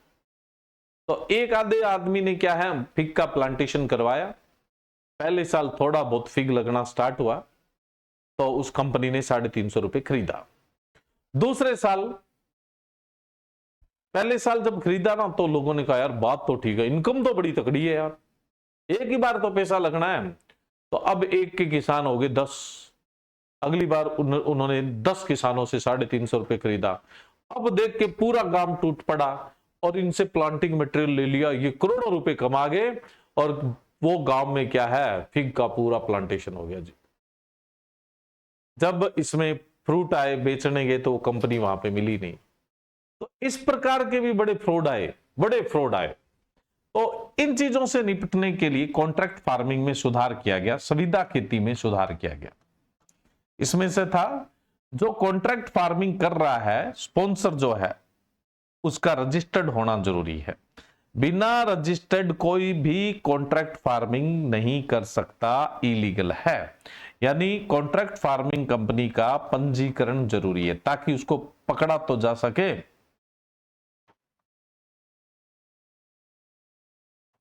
पंजीकरण जरूरी है। प्राइस गारंटी देनी, मूल्य की गारंटी, इतने रुपए में खरीदा जाएगा, मूल्य की गारंटी देना जरूरी है। मूल्य की गारंटी देना क्या है, जरूरी है। टाइटल सिक्योरिटी, है ना, उस सामान की सिक्योरिटी होनी चाहिए भाई, ये आपका बिकेगा ही बिकेगा, मतलब हम लेंगे ही लेंगे। खरीद की श्योरिटी, लिखित में, है ना, खरीद सुरक्षा लिखित में होनी चाहिए। कॉन्ट्रैक्ट फार्मिंग में रिटर्न कंपलसरी कर दिया गया, है ना, कॉन्ट्रैक्ट फार्मिंग में रिटर्न है वो क्या है, कंपलसरी है, वो कर दिया गया। ये था इसमें सुधार। उसके बाद हम बात करें इंफ्रास्ट्रक्चर एंड लाइसेंसिंग। अब देखो, इंफ्रास्ट्रक्चर ढांचा, एपीएमसी के अंदर ढांचा सुधार। पहले किसान क्या है, अपनी उपज लाता, प्रॉपर वो ढकने के शेड वगैरह होते ही नहीं थे। तो प्रॉपर ढकने के शेड वगैरह नहीं होते तो बारिश आती, किसानों की उपज खराब हो जाती। और वो किसानों के ही मत्थे है, ऐसा नहीं कि एपीएमसी में चली गई तो अब किसान का पीछा छूटा, ना जी। तो वो क्या है, तो इंफ्रास्ट्रक्चर डेवलप करना, लाइसेंसिंग पॉलिसी आई। अब क्या है, सिंगल फीस की गई, मैंने कहा ना बार बार भी करिए, वहां पे बार बार फीस नहीं लगेगी, सिंगल फीस और फीस को फिक्स किया गया। ई मार्केटिंग, पहले फिजिकली प्रेजेंट होके ही उत्पाद को बेचना पड़ता था, फिजिकली प्रेजेंट होके ही उत्पाद को बेचना पड़ता था किसान को। अब किसान क्या है, ई नाम पर, अब ई नाम क्या आ गया, नई चीज, ई नाम की भी बात करेंगे। अब किसान क्या है, अपने उत्पाद को घर बैठे ही, मतलब एक तरह से ऑनलाइन ही सेल कर सकता है, उसको फिजिकली प्रेजेंट होने की कोई जरूरत नहीं है, एपीएमसी में आने की कोई जरूरत नहीं है, यानी ई मार्केटिंग है वो कर सकता है, इलेक्ट्रॉनिक विपणन कर सकता है, कहने का मतलब। उसके अलावा ट्रिपल पी मॉडल की मंडियां बढ़ाई जा सकती है, public private partnership, triple P की फुल फॉर्म होती है पब्लिक यानी सार्वजनिक, प्राइवेट निजी, पार्टनरशिप, है ना। पार्टनरशिप को हिंदी में पता नहीं क्या बोलते हैं, जो भी बोलते हैं। तो पब्लिक प्राइवेट पार्टनरशिप मॉडल पे मंडियां बनाई गई, पब्लिक प्राइवेट पार्टनरशिप पे मंडियां है वो बनाई गई, ठीक है।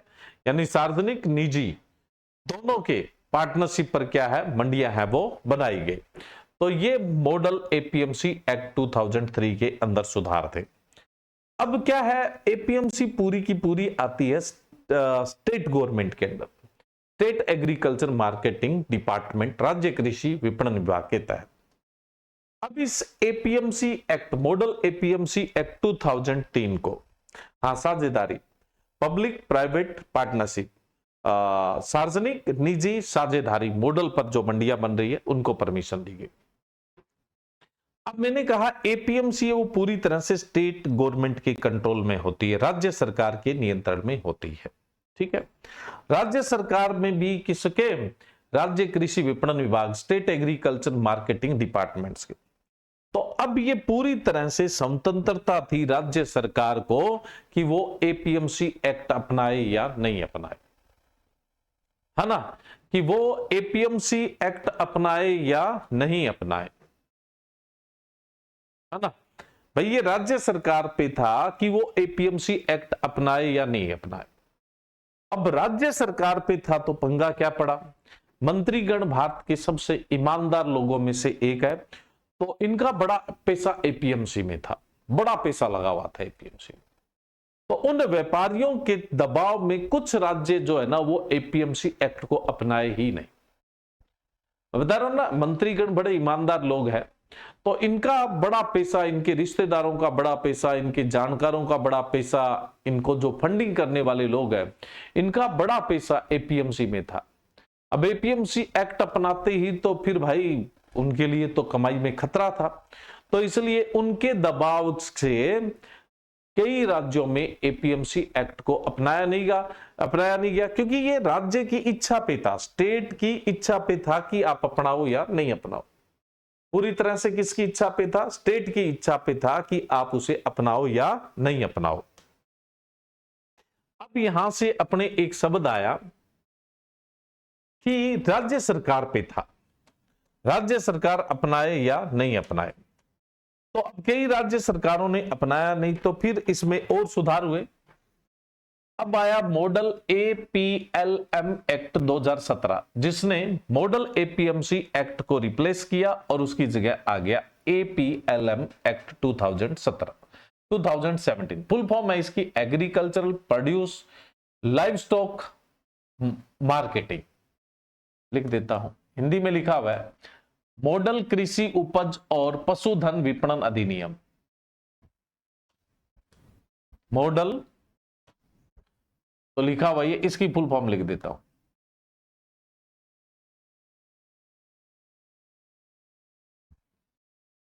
छोटा नहीं करना है भाई, वो फिर पीडीएफ में दिक्कत आएगी। एग्रीकल्चरल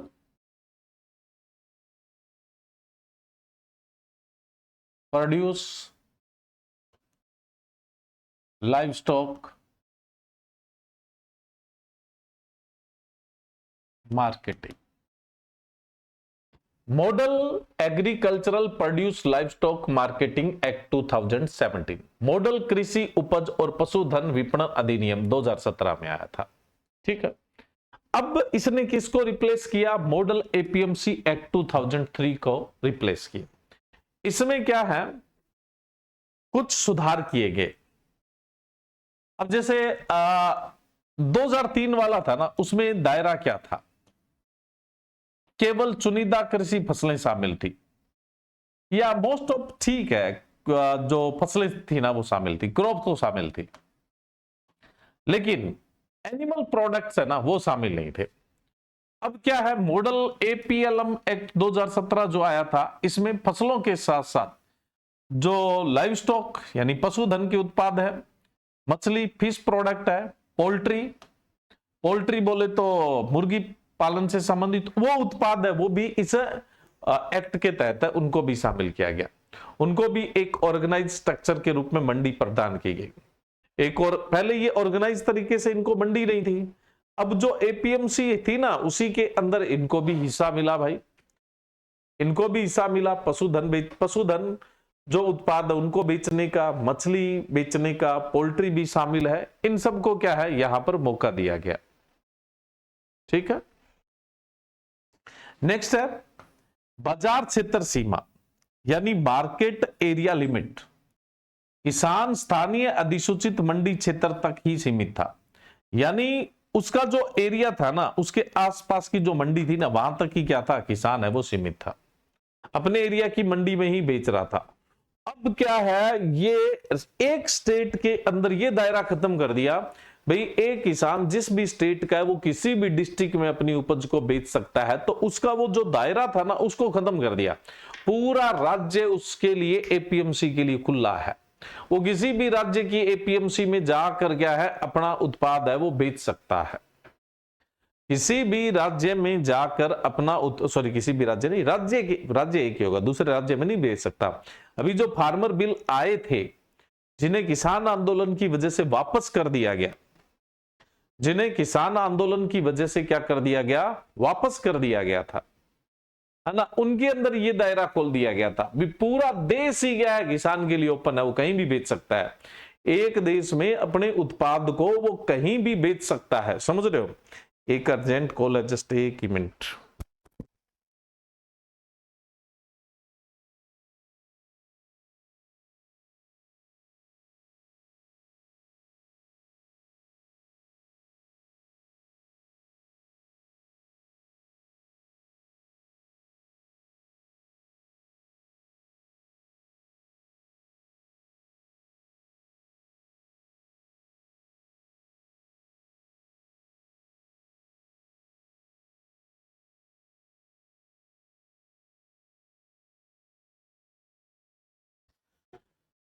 चलिए, तो मैं क्या बात कर रहा था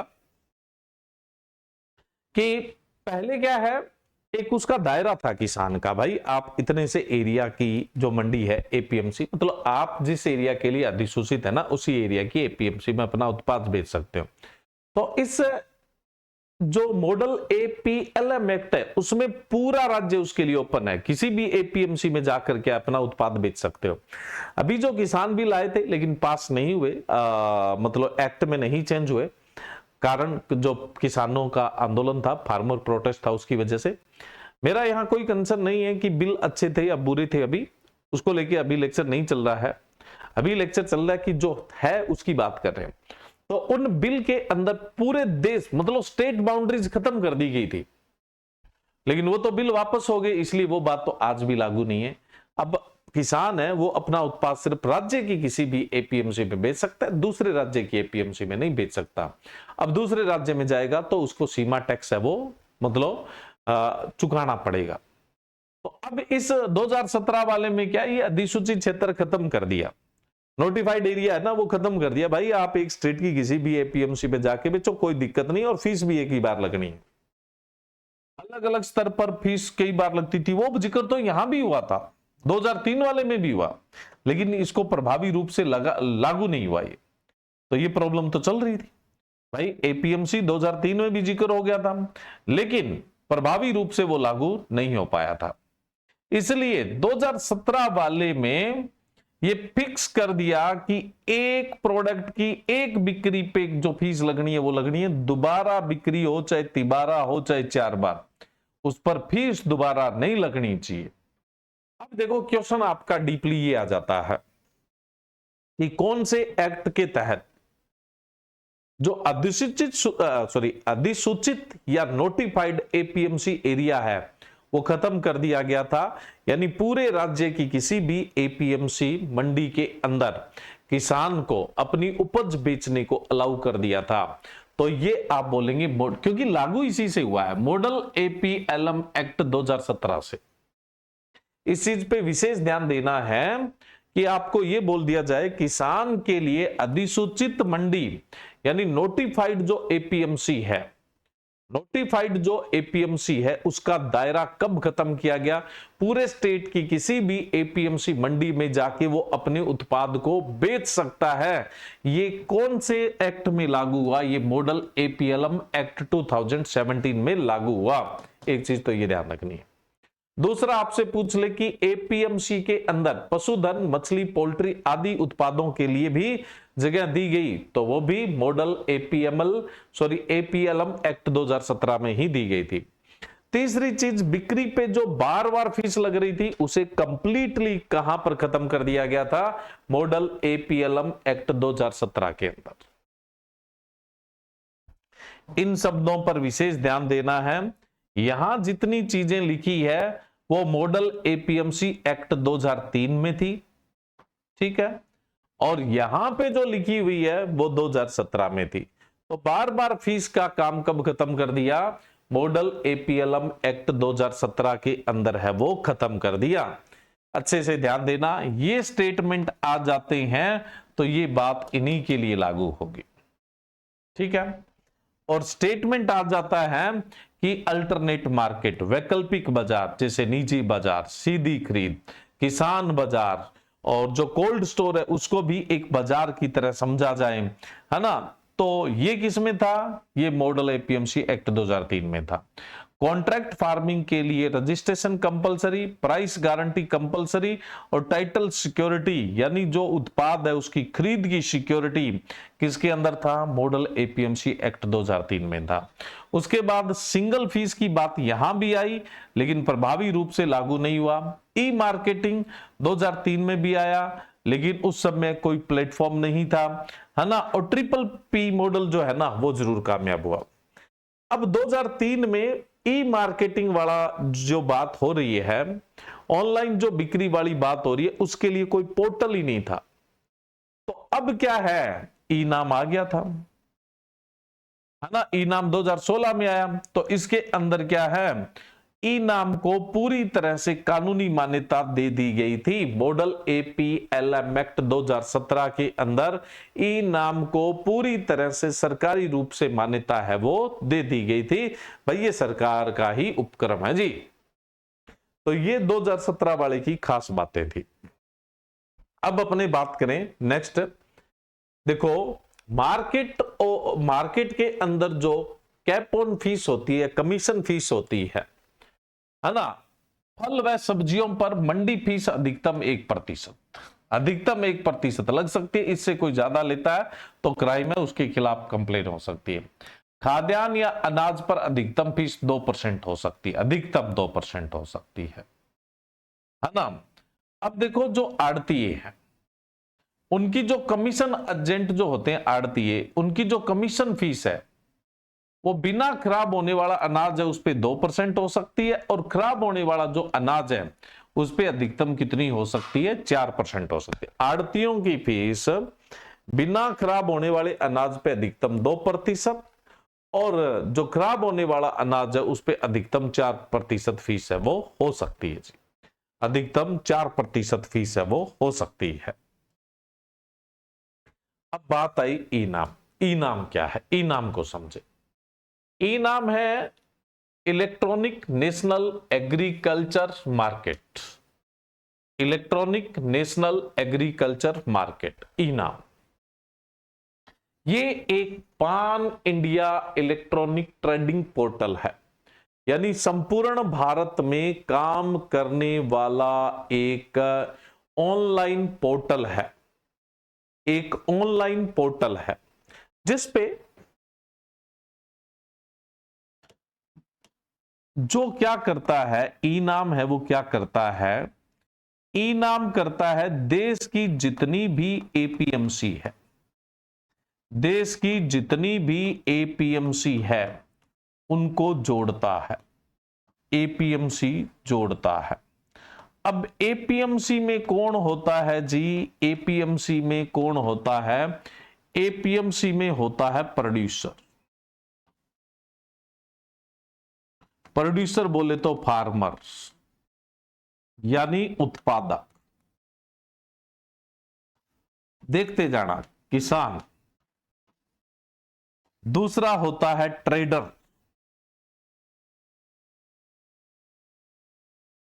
व्यापारी। तीसरा होता है बायर, खरीदार।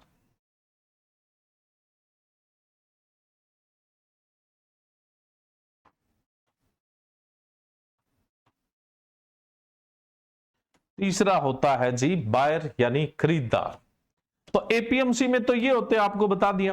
मैं कह रहा हूं ई नाम एक इलेक्ट्रॉनिक पोर्टल है जिस पर देश की सभी एपीएमसी को जोड़ा जाता है ना। उन सब एपीएमसी पे क्या भाव चल रहा है ना, भाई क्या रेट चल रहा है, सब पता लग सकता है। इस पे होता है प्रोड्यूसर, उत्पादक। ये उत्पादक अपनी अवेलेबिलिटी को यहां पर रिप्रेजेंट कर सकता है, दिखा सकता है, भाई मेरे पास इतना जीरा है, इतना गेहूं है, किसी को खरीदना है क्या। ये ट्रेडर यहां से किसान की उपलब्धता देखता है और वो खरीदना चाहे तो डायरेक्ट सौदा कर सकता है।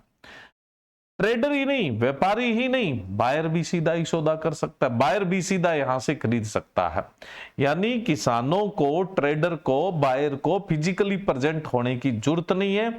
और किसान जब अपनी अवेलेबिलिटी रखेगा, भी मेरे पास इतनी क्विंटल जीरा इस क्वालिटी का है, तो अब इसे सभी ट्रेडर और सभी बायर है वो देख सकते हैं और वो क्या है, खरीद सकते हैं। जिसका मन करेगा, ज्यादा पैसे देगा, वो खरीद लेगा। इधर से बायर अपनी या ट्रेडर अपनी रिक्वायरमेंट्स डालता है, आवश्यकता, मुझे इतना जीरा चाहिए, इतना गेहूं चाहिए, किसी के पास है तो मुझे दे दो भाई। तो ये ई नाम क्या करता है, देश की एपीएमसी को जोड़ता है, यानी एपीएमसी जुड़े हुए सभी किसानों को, व्यापारियों को, खरीदारों को जोड़ता है, ताकि वो ऑनलाइन ट्रेडिंग है वो कर सके, ऑनलाइन ही अपनी क्रय विक्रय है वो कर सके। तो इस ई नाम की स्थापना हुई थी 14 अप्रैल 2016 को। कब हुई थी, 14 अप्रैल 2016 को हुई थी। 100% गवर्नमेंट ऑफ इंडिया की तरफ से, यानी ये 100% केंद्र सरकार की फंडिंग से चलता है। सेंटर सेक्टर स्कीम है जी, सीधी सी बात है। सेंटर सेक्टर का मतलब जो 100% केंद्र सरकार की होती है, 100% नहीं होती, उससे कम होती है, वो सेंटर स्पॉन्सर होती है। लेकिन ये सेंटर सेक्टर है, ई नाम जो है वो क्या है, सेंटर सेक्टर है। तो 14 अप्रैल 2016 को ये पोर्टल है वो लॉन्च किया गया, ठीक है। और इसका पूरा खर्चा कौन उठाता है, सेंट्रल गवर्नमेंट उठाती है। और इसकी इंप्लीमेंट करने की जो एजेंसी है, इसका क्रियान्वयन करने की जो एजेंसी है, वो है small farmer agri business consortium, SFAC, जिसे आप हिंदी में बोलते हैं लघु कृषक कृषि व्यवसाय संघ। लघु कृषक कृषि व्यवसाय संघ के नाम से आप इसे जानते हैं, लघु कृषक कृषि व्यवसाय संघ के नाम से आप इसे जानते हैं जी, है ना। तो इसकी इंप्लीमेंट, इसको लागू करने की रेस्पॉन्सिबिलिटी है वो किसकी है, SFAC की रेस्पॉन्सिबिलिटी है, SFAC की रेस्पॉन्सिबिलिटी है। अब हम देखें कि अब तक ई नाम, अब तक ई नाम देश की, मैं जिस दिन ये लेक्चर ले रहा हूं, है ना, आज क्या तारीख है जी, 24 मई, 24 मई के दिन तक जो ई नाम है वो देश की 1522 एपीएमसी को, देश की 1522 एपीएमसी को लिंक कर चुका है। और एपीएमसी कितने राज्यों में है, 23 राज्यों में है। और 4 यूनियन टेरिटरी में है। तो 23 राज्य और 4 यूनियन टेरिटरी की 1522 एपीएमसी को क्या है, ये अभी तक लिंक कर चुका है। आप एज ए किसान एपीएमसी ई नाम पर रजिस्टर्ड होते हैं तो आपको देश की 1522 एपीएमसी मंडियों का भाव पता लग जाएगा, यानी आप देश की 1522 मंडियों के साथ जुड़ चुके होंगे। समझ रहे हो? चलिए अब अपने इसको यहां थोड़ा सा और समझे। ई नाम की फुल फॉर्म आपको पता लग गई, एपीएमसी की फुल फॉर्म है वो भी आपको पता चल गई। एपीएमसी को मंडी भी कहा जाता है। अब एक शब्द आता है agricultural infrastructure fund. Agriculture infrastructure fund AIF क्या है, इसकी भी बात कर लेते हैं। भाई बात तो अपने को सारी ही करनी पड़ेगी, बातों का ही दौर चल रहा है, अपने पढ़ाते कहां है। चलिए अब समझिए एपीएमसी क्या है, ई नाम क्या है, थोड़ा सा तकनीक का फायदा उठाइए।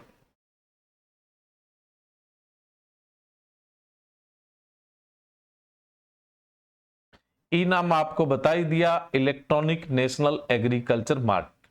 ये देश की सभी एपीएमसी जिनको आप मंडियां बोलते हैं उनको जोड़ते हैं। इन मंडियों में क्या होता है, सेलर यानी फार्मर है, ट्रेडर यानी बनिए हैं, बायर यानी इनको जोड़ने का। ये आपस में क्या कर सकते हैं, क्रय विक्रय यानी सेलिंग बाइंग है वो ऑनलाइन ही कर सकते हैं। इनको फिजिकल प्रेजेंट होने की कतई आवश्यकता नहीं है जी।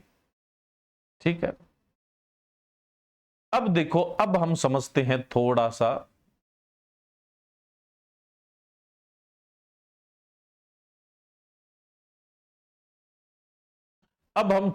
समझते हैं मंडी को। डेटा ये याद रखना है ना, ध्यान रखिएगा। Agriculture produce marketing committee APMC, जिसको आप मंडी भी बोलते हैं, स्टेट गवर्नमेंट के अंडर में बता चुका हूं। यहां क्या होता है जी, यहां होना क्या है, किसान अपनी उपज बेचने आता है। यहां किसान अपनी उपज बेचने आता है जी, किसान अपनी उपज बेचने आ गया। अब इस स्टेट गवर्नमेंट जो एपीएमसी को कंट्रोल करती है, एपीएमसी बनाती है, तो इसको गवर्नमेंट ऑफ इंडिया क्या करती है, एपीएमसी के लिए, गवर्नमेंट ऑफ इंडिया एपीएमसी के लिए एग्रीकल्चर इंफ्रास्ट्रक्चर फंड देती है। छोटा ही करते हैं क्योंकि बाद में पीडीएफ में दिक्कत आएगी। गवर्नमेंट ऑफ इंडिया यहां पर क्या करती है, government of India agricultural infrastructure fund है वो देती है। ये फंड मतलब क्रेडिट है, ऋण है।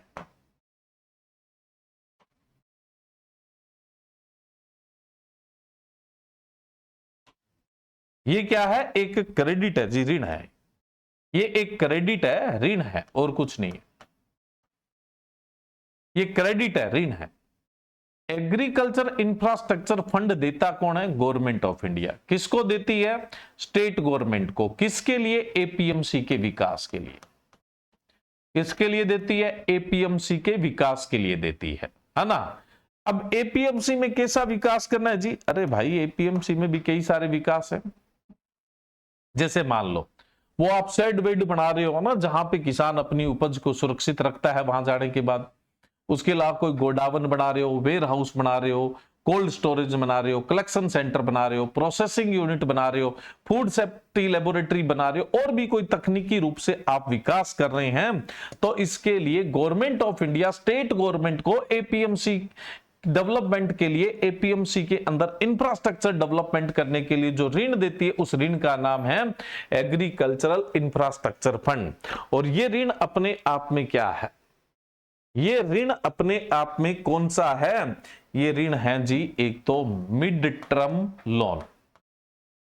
कौन सा, मिड टर्म लोन, मध्य अवधि का ऋण। ये मध्यम अवधि का ऋण हो सकता है। आपको पता है ना, अल्प अवधि जो ऋण होता है, शॉर्ट टर्म जो क्रेडिट होता है, शॉर्ट टर्म क्रेडिट का रीपे वापस भरना पड़ता है अपने को 6 महीने से 18 माह में। 6 महीने से 18 माह में जो वापस भरना पड़े ना, रीपे करना पड़े, वो शॉर्ट टर्म लोन होता है। जैसे केसीसी लोन है, हर साल भरना पड़ता है ना, तो वो शॉर्ट टर्म लोन है। जो 18 महीने से 5 साल के बीच भरना पड़े, 18 माह से लेकर 18 माह से लेकर जो 5 साल के बीच में भरना पड़े वो मिड टर्म लोन। तो एग्रीकल्चर इंफ्रास्ट्रक्चर जो फंड है वो आपका मिड टर्म लोन हो सकता है और लॉन्ग टर्म लोन हो सकता है। लॉन्ग टर्म है ना, लंबी अवधि ऋण। लंबी अवधि ऋण उसे कहते हैं जिस ऋण की अवधि, रीपे करने की अवधि 5 साल से 20 साल होती है। 5 साल से 20 साल के बीच में जो आप रीपे करते हैं तो वो कौन सा होता है? लॉन्ग टर्म लोन होता है। कौन सा? Long term. तो ये जो एग्रीकल्चर इंफ्रास्ट्रक्चर फंड दिया जाता है ये मिड टर्म लोन और लॉन्ग टर्म लोन की कैटेगरी के अंदर है, वो आता है। ठीक है, हिंदी में लिख दीजिए। हिंदी में और कितनी हिंदी करवाओगे? चलिए, तो अब देखो, ये तो चलो यहां की बात होगी। थोड़ा सा हटके मैं बात कर लेता हूं, मुझे आदत है इधर उधर की बात करने की। तो मैं क्या बात कर रहा था? Short term loan. Short term loan का एक एग्जांपल, ये यहां की बात नहीं कर रहा मैं, 1 मिनट इधर उधर की बात कर रहा हूं। शॉर्ट टर्म लोन का अपनी कृषि में एग्जांपल है क्रॉप लोन, फसल ऋण, जैसे केसीसी है।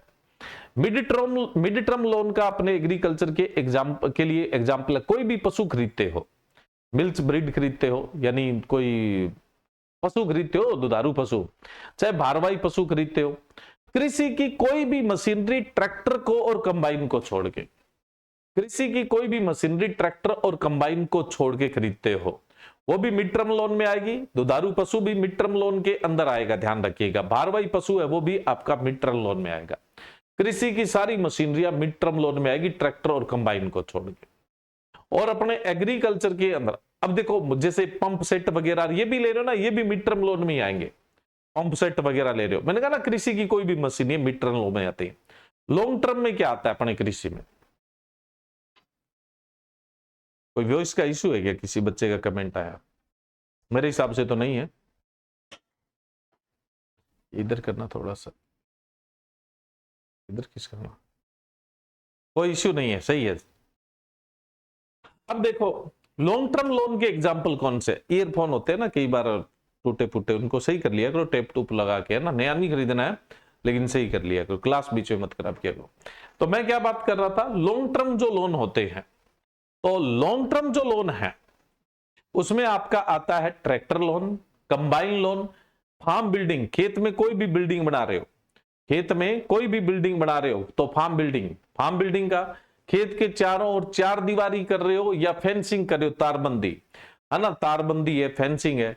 उसके अलावा लैंड डेवलपमेंट, यानी आपके खेत की समस्याग्रस्त भूमि है उसके अंदर आप सुधार कर रहे हो, तो ये सब लॉन्ग टर्म लोन में आता है। बाग लगाना, बाग लगाने के लिए जो लोन लेते हो वो भी लॉन्ग टर्म लोन में ही आता है। लॉन्ग टर्म में क्या आएगा? ट्रैक्टर का लोन, कंबाइन का लोन, लैंड डेवलपमेंट भूमि सुधार का लोन, फार्म बिल्डिंग खेत पे कोई बिल्डिंग बनाने का लोन, चारों तरफ की बाउंड्री बनाने का लोन, और उसके अलावा मैं बात करूं तो तारबंदी के लिए लोन, है ना, ये लॉन्ग टर्म लोन के अंदर आते हैं। तो लोन का भी जब जिक्र आया तो यहां पे मैंने बता दिया। वापस अपने लौट आते हैं एपीएमसी, और ये एपीएमसी की कहानी समझ में आ गई होगी और ई नाम का भी आपको खेल है वो समझ में आ गया होगा। है तो बहुत कुछ जी इनमें, जितनी मर्जी बातें कर लो, बातें तो कोई खत्म नहीं होनी है, इनकी जानकारी थोड़ी खत्म होनी है।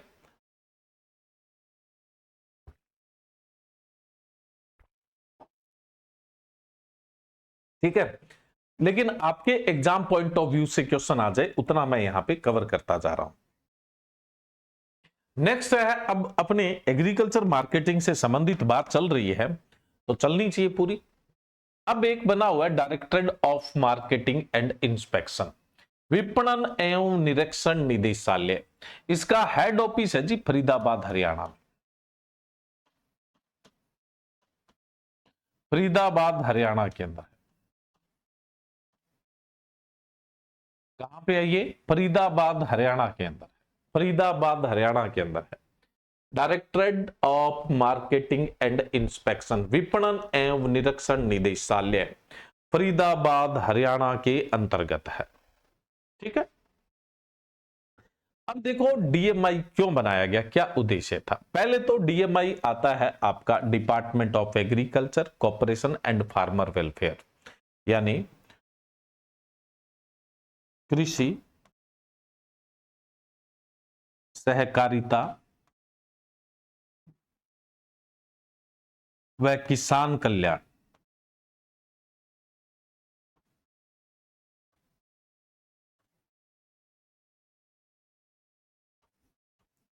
विभाग। कौन से मंत्रालय का विभाग है जी ये? Ministry of agriculture and farmer welfare का। कृषि व किसान कल्याण मंत्रालय। किसका विभाग है ये? कृषि व किसान कल्याण मंत्रालय का विभाग है, जो department of agriculture corporation and farmer welfare. इसके अंतर्गत बनाया गया है DMI, directorate of marketing and inspection, विपणन व निरीक्षण निदेशालय है वो बनाया गया है। अब इसका काम क्या है, गौर से सुनिएगा। कृषि तथा कृषि से संबंधित क्षेत्र, एग्रीकल्चर और एलाइड सेक्टर के अंदर मार्केटिंग को लेकर अगर कोई भी पॉलिसी तैयार होती है, कृषि तथा संबंधित क्षेत्र में मार्केटिंग को लेकर कोई भी पॉलिसी तैयार होती है, तो उसके लिए सरकार का लीगल एडवाइजर यही है, मतलब सरकार का सलाहकार यही है बनाने में।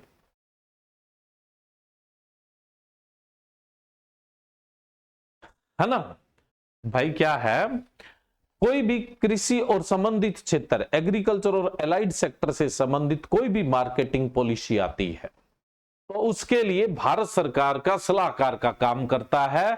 उसके बाद उस पॉलिसी को इंप्लीमेंट, लागू करने की रेस्पॉन्सिबिलिटी इसी की है, लागू करने की रेस्पॉन्सिबिलिटी इसी, लागू यही करेगा।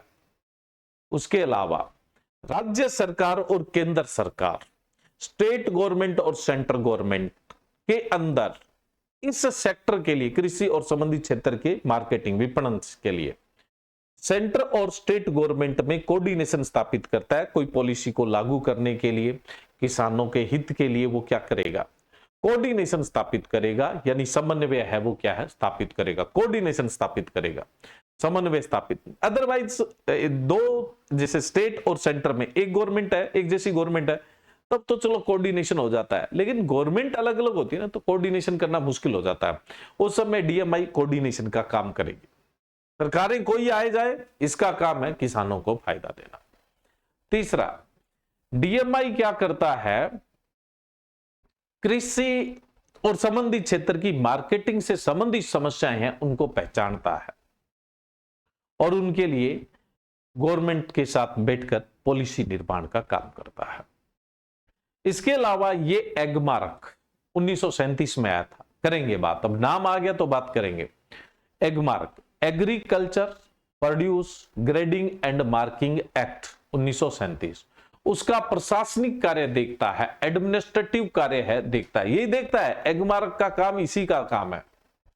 इसके अलावा मैं बात करूं कोल्ड स्टोरेज ऑर्डर, शीत भंडार गृह आदेश जो है, शीत भंडार गृह आदेश जो है ना, उसका भी प्रशासनिक कार्य ये ही देखता है। प्रशासनिक, उसका प्रशासनिक कार्य देखना इसी का काम है। एगमार्क की बात करेंगे अभी अपने, है ना, एगमार्क की बात करेंगे, agriculture produce grading and marking act, है ना, 1937 जो है, इसका प्रशासनिक कार्य अपना DMI ही करता है। उसके अलावा कोल्ड स्टोरेज ऑर्डर यानी शीत भंडार गृह आदेश,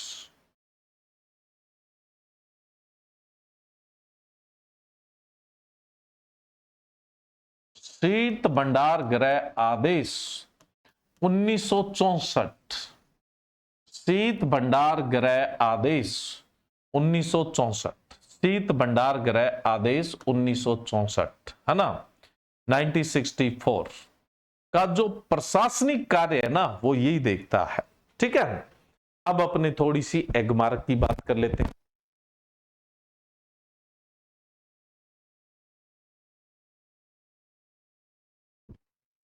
तो देखो भाई, कोल्ड स्टोरेज ऑर्डर 1964 है, बीच में थोड़ा सा कोई काम था, तो कोल्ड स्टोरेज ऑर्डर 1964 है, इसका प्रशासनिक कार्य भी देखता है।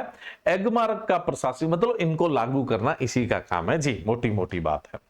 अब अपने बात करें एगमार्क की, पहले agricultural produce grading and marking, marking है ध्यान रखिएगा एक्ट, है ना, 1937 में, है ना, इसके प्रशासनिक कार्य को देखता है। अब एगमार्क जो है उसकी सेंट्रल लेबोरेटरी कहां पे है? नागपुर महाराष्ट्र में। एगमार्क की केंद्रीय प्रयोगशाला कहां पे है? नागपुर के अंदर है एगमार्क की केंद्रीय प्रयोगशाला। एगमार्क की केंद्रीय प्रयोगशाला।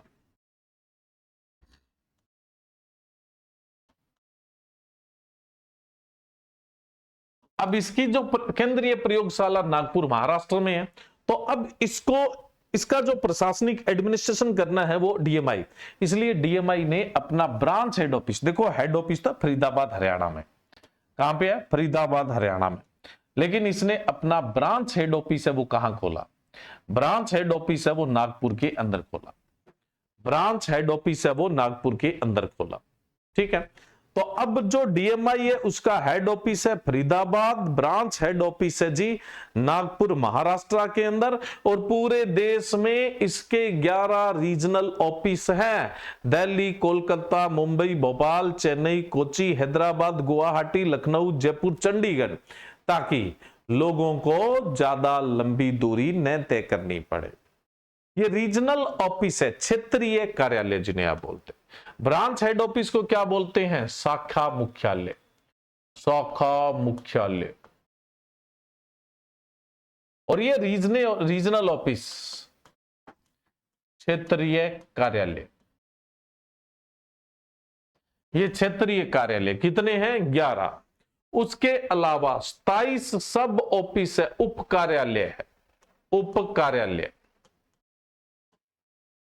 27 उप कार्यालय, देहरादून, पटना, भुवनेश्वर, रांची, नासिक, अहमदाबाद, राजकोट, सूरत, है ना, मडगांव, मेडगांव, पुणे, सांगली, नागपुर, रायपुर, बेंगलुरु, मदुरई, हुबली, कालीकट, त्रिवेंद्रम, गुंटूर, विशाखापट्टनम, शिलोंग, कानपुर, वाराणसी, जम्मू और अमृतसर, और उसके अलावा अपने बात करें तो आबोर, शिमला, ये सब क्या है?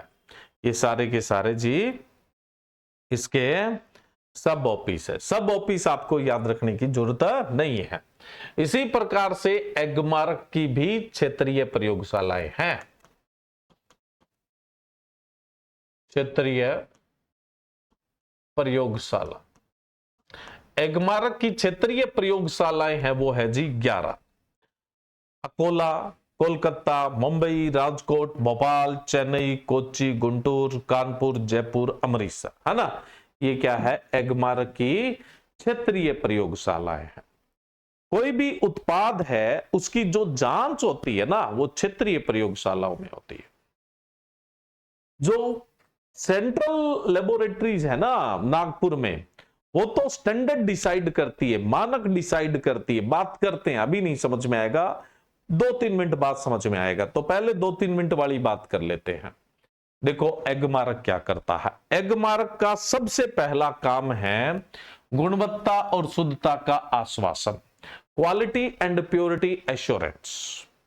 देखो पहली चीज तो आप अपने दिमाग से निकाल लो कि जैसे food safety and standard authority of India का जो प्रमाणीकरण है वो मैंडेटरी है, जरूरी है। इसके प्रमाणीकरण के बिना आप बाजार में कोई खाद्य उत्पाद नहीं बेच सकते, और बेच रहे हैं तो वो आप क्या कर रहे हैं? क्राइम कर रहे हैं। लेकिन एगमार्क का ऐसा नहीं है। एगमार्क कोई मैंडेटरी नहीं है, एगमार्क एक वॉलेंट्री एक्ट है। आप चाहें तो इसका सर्टिफिकेशन करवाएं, नहीं चाहते तो मत करवाएं। लेकिन अगर आपके प्रोडक्ट पे एगमार्क की सील है तो ये सुनिश्चित करता है कि आपका प्रोडक्ट क्वालिटी वाइज और प्योरिटी वाइज क्या है? शुद्ध है। इसलिए आप बाजार से जब भी कोई भी एग्रीकल्चर प्रोड्यूस खरीदते हैं और उस पे एगमार्क का सर्टिफिकेशन है तो इसका मतलब है आप क्वालिटी और प्योरिटी खरीद रहे हैं। तो इसका पहला काम क्या है जी? क्वालिटी और प्योरिटी है उसका एश्योरेंस, आश्वासन, गुणवत्ता व शुद्धता का आश्वासन, सबसे पहला और सबसे इंपॉर्टेंट काम। दूसरा है ये ग्रेड स्टैंडर्ड डिसाइड करता है। जैसे आप फलों में लाते हो तो वो पर्ची चिपकी होती है, grade A, grade B, grade C, ऐसे ही चिपका देते हैं वो। लेकिन एगमार्क का अगर रजिस्ट्रेशन लगाओ, एगमार्क का पंजीकरण लगा, ये मोहर लगी हुई है, तो फिर वो एगमार्क ने जांच के बताया है और एगमार्क झूठ नहीं बोलेगा। तो क्या है ग्रेड स्टैंडर्ड भाई, ए ग्रेड किसे बोलेंगे, बी किसे बोलेंगे। ऐसा नहीं कि आपने 50 रुपए के स्टिकर लिए और उसमें क्या है लगभग 50 रुपए में 5000 स्टिकर आ गए, grade A, grade B, grade C, है ना, इस वाले लगा देते हो। बी सी का तो कोई लगाता ही नहीं है, सुपर ग्रेड, ए ग्रेड, है ना, वो लगाते हैं। तो वो तो सीधे ही लगा दिए, चिपे दिए, है ना, उससे 10 रुपए भाव बढ़ा लेते हैं, लेकिन उसका कोई मतलब नहीं, वो तो ग्रेड लिखी है आपने। सर्टिफाइड किससे करवाई? अगर एगमार्क से सर्टिफाइड है तो एगमार्क ने जो स्टैंडर्ड डिसाइड किए हैं वो स्टैंडर्ड को फॉलो करना चाहिए। अब देखो एगमार्क कब सर्टिफाइड करेगा? भी इसको ग्रेड ए में रखें, बी में रखें, सी में रखें, पहले कोई क्राइटेरिया तो होना चाहिए ना भाई। ए का क्राइटेरिया ये है, size, shape, maturity, purity, taste, जो भी है उसका कोई स्टैंडर्ड तो होगा ना। तो ग्रेड स्टैंडर्ड डिसाइड करता है। एगमार्क पहला काम करेगा ग्रेड स्टैंडर्ड डिसाइड करना। आज के दिन तक एगमार्क अब तक 248 एग्रीकल्चर कमोडिटी के ग्रेड स्टैंडर्ड डिसाइड कर चुका है, यानी कृषि के 248 उत्पादकों के मानकों को निर्धारित कर चुका है आज तक के दिन में।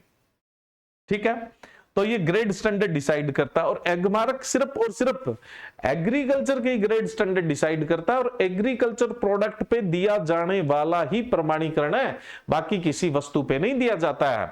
जैसा आप इंडस्ट्रियल प्रोडक्ट पर देखते हैं तो वहां आईएसआई का प्रमाणीकरण होता है। हेलमेट ले आए, पाइप ले आए, कुछ भी ले आए, इंडस्ट्रियल सीमेंट ले आए, इंडस्ट्रियल प्रोडक्ट पे आईएसआई का प्रमाणीकरण होता है। जो इंडस्ट्रियल प्रोडक्ट होते हैं उन पे आईएसआई का प्रमाणीकरण होता है ना। सोने पे हॉलमार्क का प्रमाणीकरण होता है। उसी प्रकार से एग्रीकल्चर कमोडिटी पे किसका होता है? एगमार्क का। न तो आईएसआई मैंडेटरी है, न ही एगमार्क मैंडेटरी है। आईएसआई भी वॉलेंटरी है, आप चाहो तो प्रमाणीकरण ले सकते हैं, एगमार्क भी आप चाहो तो प्रमाणीकरण ले सकते हैं, मैंडेटरी नहीं है। तो क्या करता है एगमार्क? ग्रेड स्टैंडर्ड डिसाइड करता है। अब तक कितने कमोडिटी के ग्रेड स्टैंडर्ड डिसाइड कर चुका है? 248। उस ग्रेड स्टैंडर्ड के अनुसार प्रमाणीकरण करता है। उस प्रमाणीकरण से क्वालिटी और प्योरिटी है वो झलकती है। एक बार प्रमाणीकरण कर दिया तो उस सर्टिफिकेट की वैलिडिटी 5 साल है। एगमार्क के प्रमाणीकरण की वैलिडिटी कितने ईयर की है? 5 ईयर की है। एगमार्क के प्रमाणीकरण की वैलिडिटी कितने साल की है जी? 5 साल की है, ध्यान रखिएगा। उसके अलावा प्रयोगशाला परीक्षण और ग्रेडिंग, लेबोरेटरी टेस्टिंग करता है। जो प्रोडक्ट की ग्रेडिंग करनी है उसकी लेबोरेटरी टेस्ट करेगा। वो कौन करेगा? ये रीजनल लेबोरेटरीज करेगी। लेकिन भाई ये जो ग्रेड स्टैंडर्ड डिसाइड करती है ये आपकी सेंट्रल लेबोरेटरी करेगी। और ग्रेड स्टैंडर्ड के लिए, ग्रेड स्टैंडर्ड को जांचने के लिए जो मेथोडोलॉजी चल रही है, जो 11 रीजनल ये लेबोरेटरी, इनके अंदर जो मेथड काम में लिए जा रहे हैं उनको और बेहतरीन बनाने के लिए, यानी और अच्छा बनाने के लिए जो रिसर्च और डेवलपमेंट करती है वो भी सिर्फ सेंट्रल लेबोरेटरी करती है। रिसर्च डेवलपमेंट करना इसका काम है, ग्रेड स्टैंडर्ड डिसाइड करना इसका काम है। मदद तो लेगी इनकी, लेकिन काम इनका है। और इनका काम है सैंपलों को जांचना, इनका काम है नमूनों को जांचना जी। ठीक है, चलिए और क्या काम करता है? किसानों और उपभोक्ताओं के हितों की रक्षा करता है।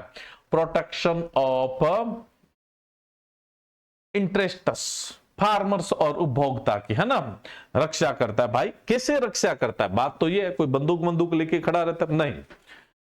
ग्रेड स्टैंडर्ड डिसाइड हो जाते हैं तो मार्केट में किसानों का उत्पाद ग्रेड स्टैंडर्ड के आधार पे खरीदाना चाहिए। घोड़े गधे सभी एक भाव नहीं बिकने चाहिए। घोड़ों पे घोड़ों का रेट लगना चाहिए, गधों पे गधों का और खच्चर पे खच्चर का। तो यानी कहने का मतलब जो एग्रीकल्चर कमोडिटीज है उनकी जो ग्रेड है उस ग्रेड के अनुसार उनका रेट है वो लगना चाहिए। इस प्रकार से उनके हितों की क्या है? रक्षा करने का काम है वो करता है। अंतरराष्ट्रीय व्यापार में सहायता करता है, फैसिलिटिंग द इंटरनेशनल ट्रेड। जब एगमार्क का ग्रेड स्टैंडर्ड लगा हुआ है, यानी एगमार्क ने सर्टिफाइड कर रखा है, तो उसका भाव आपको क्या है, देखो जब भी आप एग्रीकल्चर कमोडिटी को एक्सपोर्ट करोगे तो वहां पर आपको ग्रेड स्टैंडर्ड लिखना पड़ेगा, और वो ग्रेड स्टैंडर्ड किसके अनुसार होना चाहिए, एगमार्क के अनुसार होना चाहिए। और वो ग्रेड स्टैंडर्ड वहां आपको विदेश में, दूर बाजार में अच्छे दाम दिलवाने का काम करेगा। यानी कहने का मतलब इंटरनेशनल, मतलब बिना देखो जब आप एक्सपोर्ट करते हो ना कोई भी कमोडिटी, एगमार्क्स वॉलेंट्री है, कोई जरूरी नहीं है। आप गेहूं बेच रहे हो बाजार में, आपको एगमार्क का सर्टिफिकेशन कोई जरूरी नहीं है। लेकिन आपसे पूछ ले कि एगमार्क कंपलसरी कब हो जाता है, तो एग्रीकल्चर प्रोड्यूस को एक्सपोर्ट करते हैं तब एगमार्क कंपलसरी है। एक्सपोर्ट में एगमार्क का सर्टिफिकेशन होना ही चाहिए, एक्सपोर्ट करते समय एगमार्क का सर्टिफिकेशन होना चाहिए, नाउ इट इज कंपलसरी। अब यह कंपलसरी है, बिना आप एगमार्क के ग्रेड स्टैंडर्ड के आप बाहर नहीं बेच सकते।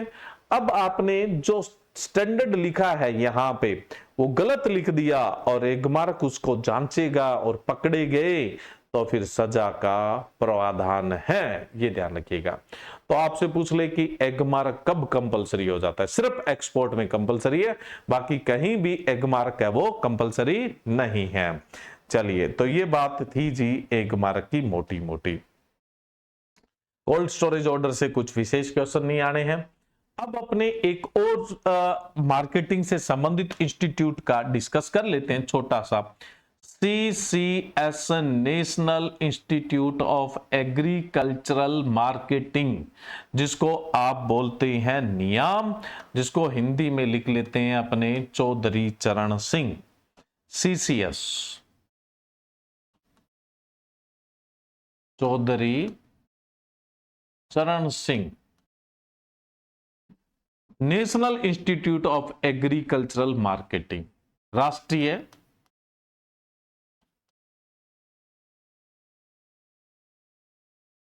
कृषि विपणन संस्थान, ये है जी जयपुर में। कहां है ये, जयपुर में है।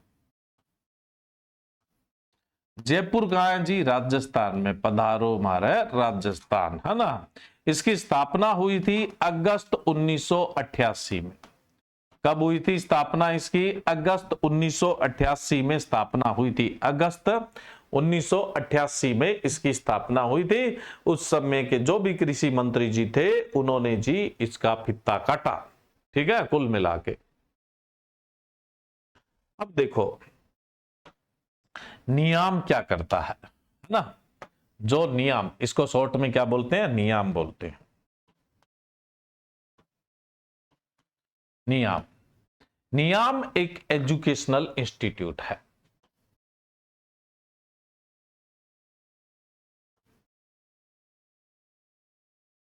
एजुकेशनल इंस्टीट्यूट है, एक शैक्षणिक संस्था है, एक शैक्षणिक संस्था है, एजुकेशनल इंस्टीट्यूट है, जो एग्रीकल्चर और allied sector, agriculture and allied, कृषि व संबंधित क्षेत्र की मार्केटिंग से संबंधित, मार्केटिंग बोले तो विपणन, मार्केटिंग से संबंधित यानी विपणन से संबंधित, एजुकेशन यानी शिक्षा देता है भाई, यहां से ABM आप करते हो। उसके अलावा रिसर्च यानी अनुसंधान करता है, जिससे सुधार होता है। वो सुधार भारत सरकार को सजेस्ट किया जाता है, राज्य सरकारों को सजेस्ट किया जाता है, उसे लागू किया जाता है। और उसके अलावा ये और क्या करता है, ट्रेनिंग, प्रशिक्षण देता है, प्रशिक्षण देता है। कोई भी प्राइवेट या सरकारी संस्था है उसके कर्मचारियों को एग्रीकल्चर और एलाइड सेक्टर से संबंधित उनके विकास के लिए ट्रेनिंग प्रोवाइड करवाता है। भारत सरकार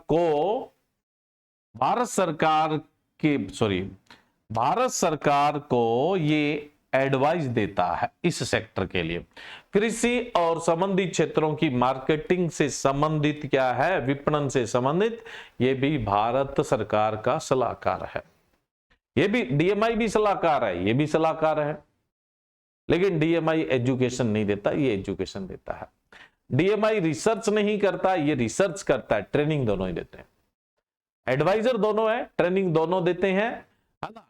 अब क्या है, चाहे कोई प्राइवेट ऑर्गेनाइजेशन है चाहे गवर्नमेंट ऑर्गेनाइजेशन है, उसको क्या करेगा, ट्रेनिंग देगा। उसके अलावा कंसल्टेंसी की जो ट्रेनिंग नहीं, सिर्फ कंसल्टेंसी, तो कंसल्टेंसी भी प्रोवाइड करवाएगा। बस इसका काम इतना ही है, education, research, development, training, consultancy, और मतलब भारत सरकार का कृषि और संबंधित क्षेत्र के विपणन के लिए, एग्रीकल्चर और एलाइड सेक्टर की मार्केटिंग के लिए एडवाइस का भी काम है, वो करता है। ये नियाम के काम है जी। किसके काम है, नियाम के काम है। अब उम्मीद है कि आप लोगों को बातें समझ में आई होगी।